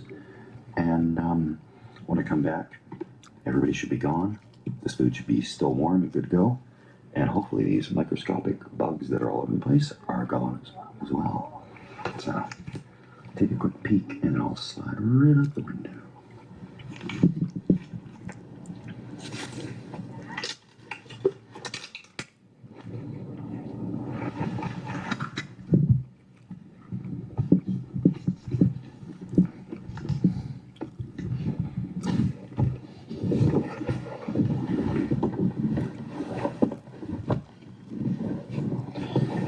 Oh, there could be a much more graceful way to do that. But, I am glad I have the hatch that I do, because with all those people there, I wouldn't be able to get in and out of a back hatch.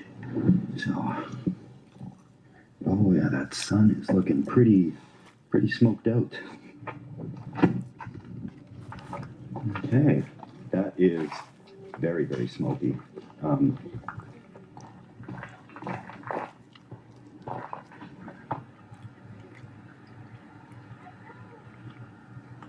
There aren't any wildfires for sure. That sun, I think, is just going to set behind that smoke, but I'm going to keep my eye peeled. Sometimes when it's really smoky, it does light up the whole horizon, a real beautiful orangey red. Colorblind, so I'm guessing. Sitting here, looking junky, but unsuspicious. And the last of the people are taking their boats off of the lake, and it's calming down quite a bit around here. There's a couple of cars left.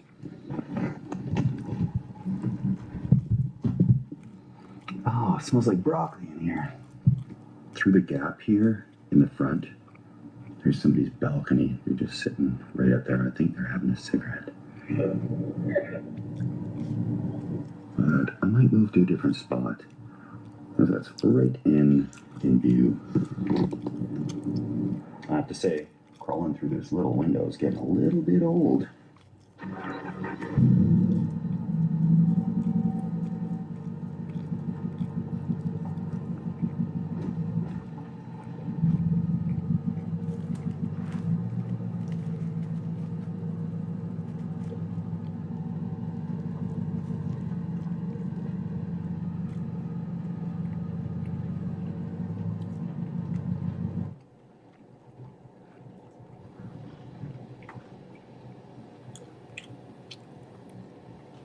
It's time to find out how this turned out. Smells pretty good.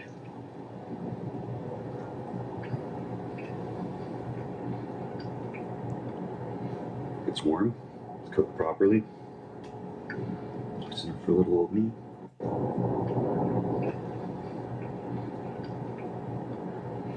It's warm.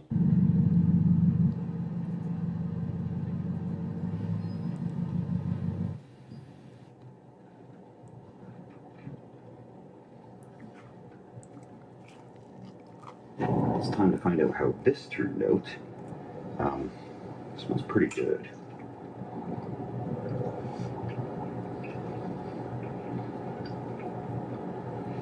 It's warm. It's cooked properly. It's enough for little old me. I'm gonna kill this light and just eat in the dark. I'll see you guys in a second.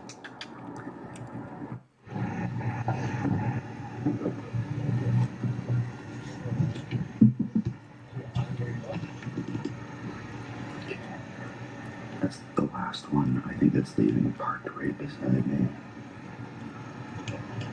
rolling around.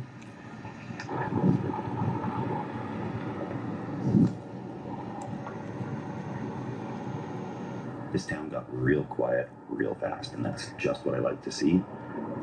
But small towns and villages and places, they always have these online community groups, and they always post that there's something suspicious. And usually that means somebody they don't recognize, vehicle they don't recognize, junky vehicle, parked in the road in the middle of the night, covered in tarps, branches hanging out, somebody coming and going.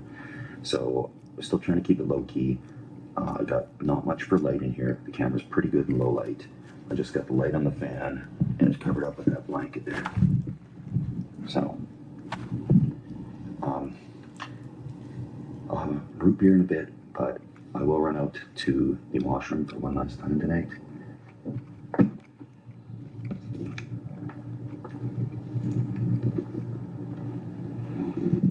Very smoky and very quiet.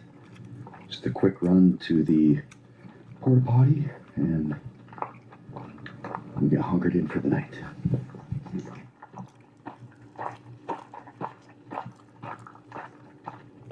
For a stealth test on this thing, what I'm gonna do is I'm just gonna put my cell phone inside, because that's pretty bright. Brighter than any light I'm gonna have going in there. And just take a peek.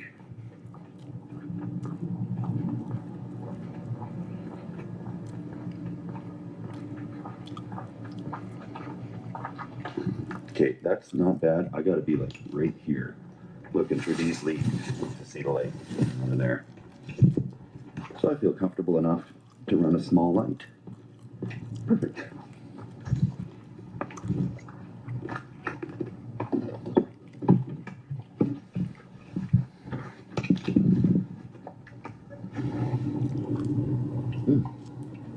A&W root beer. One of my favorite types of root beer. A good sugar buzz should help me get to sleep.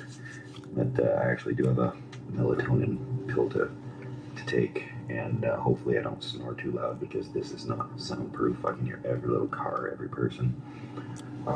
It's fun though. I'm just hunkered down in this little thing. Nobody has any clue. And when I build these things, they gotta look realistic. They don't have to be pretty, but they have to be ugly. It has to really look like somebody just put a tarp over some branches. And I've thought about doing some construction material, except people might want to take some metal, like if there's pieces of steel or whatever that I had. And same deal with firewood. I couldn't make it look like firewood, but hollow in the middle, because firewood is like currency. People are going to want that. So this was a good fit, and got rid of, well, I'm going to take this yard waste back. But it was a good use for it, because we did have to trim up some trails to get around. My biggest fear in a situation like this is the vehicle getting broken into or stolen while I'm sleeping in the back. And there's a window there that I can't really close. And I don't know if anybody breaks in, if they got weapons or anything like that. So probably let's scoot out these branches over here, those branches over there. Keep my phone with me, and grab the camera and call for a ride.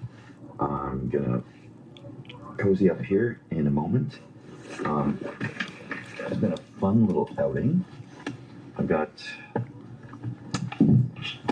laptop here, and I might put on a movie or something on ultra low volume. So the sun is going to be rising in 7 hours or so, and I'm not going to be sleeping in, because you don't do that when you're stealth camping. If you're doing it properly, it's going to be getting hot here when the sun starts shining in.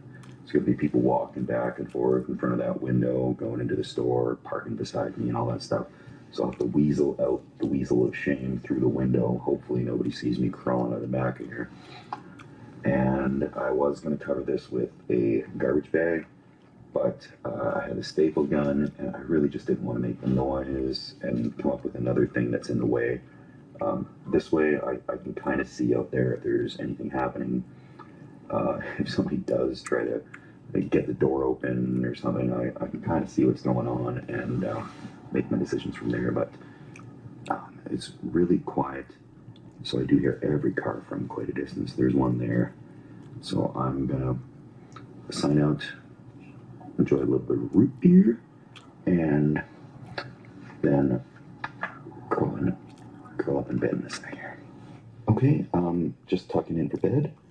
Pretty quiet night. Hope it stays that way. I've got my camera handy if anything cool happens at night. But looks like it's smooth sailing, and there will be people walking around up there in no time. See you guys in the morning.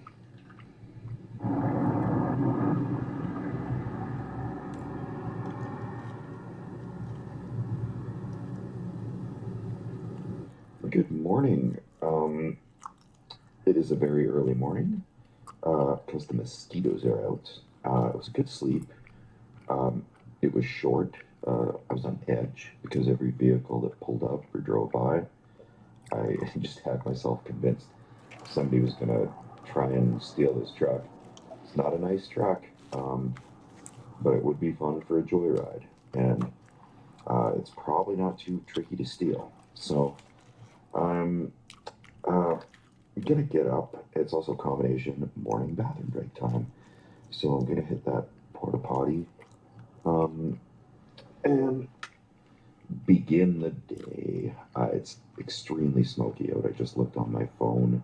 It's an air quality advisory of like 9 or something. So that's just about as bad as it gets. I can really smell the smoke in here, so I probably shouldn't be just breathing it all in through these open air holes everywhere. But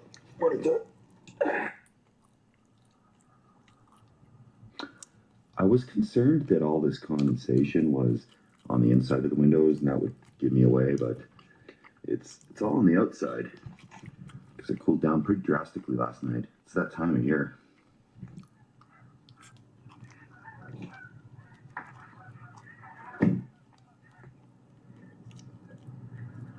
This is not fog. This is not overcast. This is smoke. The sun's going to come up probably 5 minutes. I'm going to catch it rising over there, and you'll see it's just this big ball of red coming up. And yay for these portable toilets.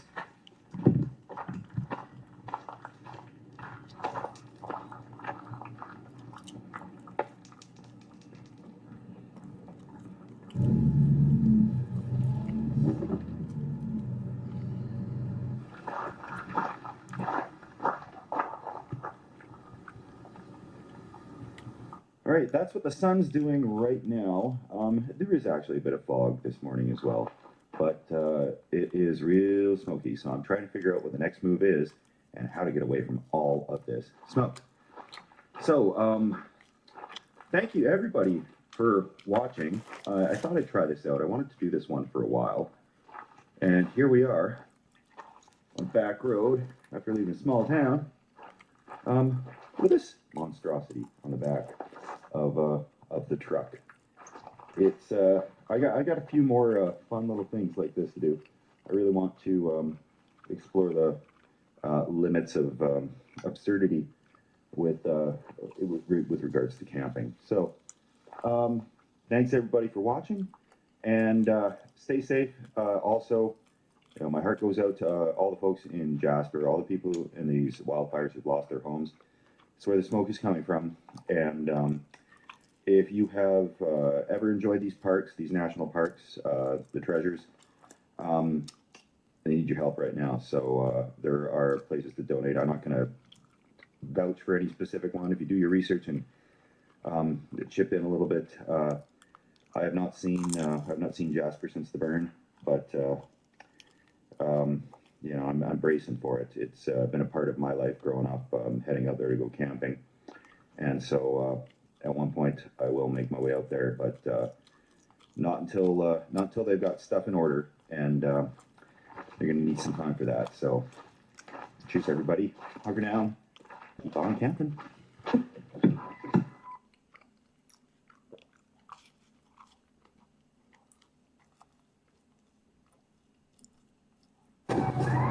Welcome to Camping with Steve. Just at this urban lake here.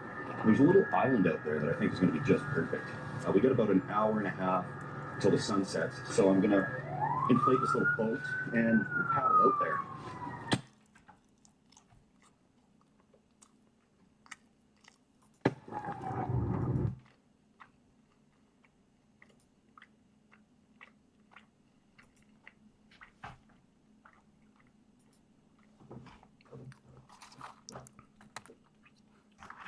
No nič.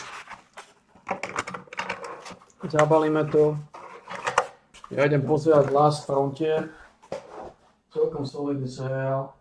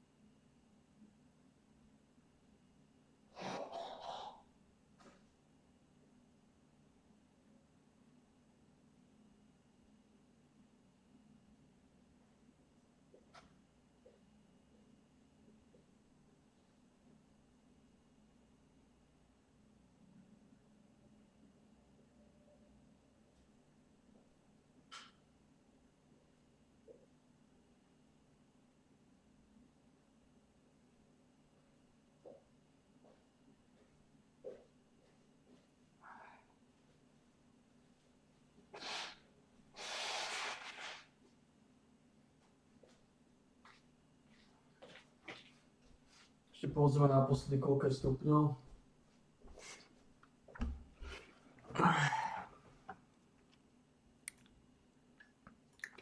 Dobre, tak naposledy spravíme záhradu. To bude posledná várka, čo vylížeme. Takže dožili sme sa samozrejme strašných časov. Začalo to od Plešinkovho odchodu a situácia sa trochu stabilizovala. Po tom, čo som vysadil nápojky, tak ako prvý deň po vysadení nápojky bol extrémne ťažký, tie bolesti hlavy boli masívne, ale čo sa týka bolesti hlavy už nie sú. Už si telo zvyklo, že nemá kofeín. Dá sa povedať, že 2 dní.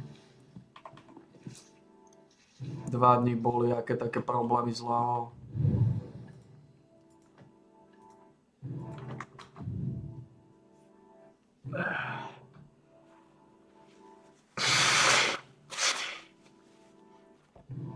Ten druhý deň boli malé problémy. Prvý deň boli masívne. Tam to lustrovalo. Situácia sa trochu stabilizovala, čo sa týka obličky.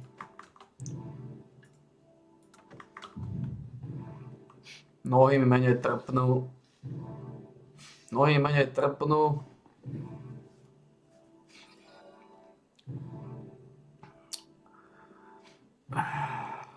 Takže časť zdravotného stavu sa mi stabilizovala. Po tom, čo som vysadil nápoje, časť sa stabilizovala, časť je stále v hnoji. Takže uvidíme, ako situácia bude vyvíjať.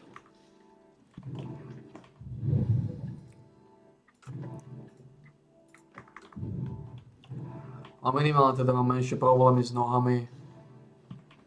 Už mi netrpnú tie nohy tak masívne.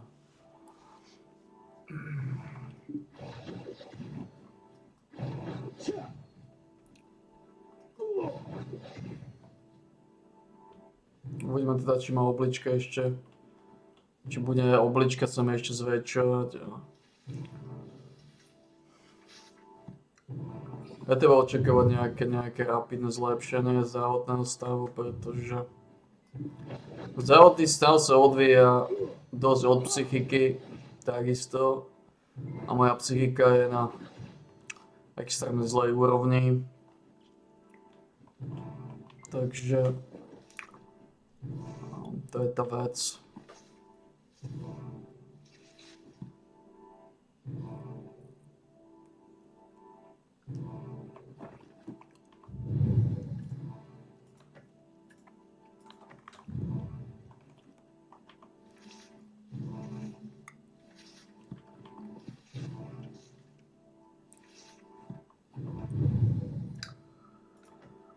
Samozrejme nejako extra dobre to nebude.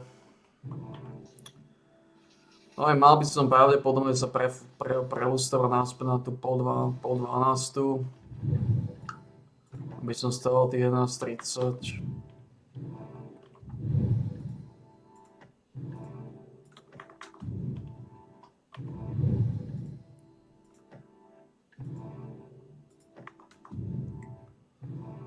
Takže ako časy sú extrémne, nejaké zlepšenie časov ani už neočakávam, to už pôjde iba do veľkej pagody, do veľkého hnoja. Takže to už s tým sa moc veľa robiť nedá. Ten hnoj si nás samozrejme vždy nájde. Ale tak snáď sa vidíme zajtra.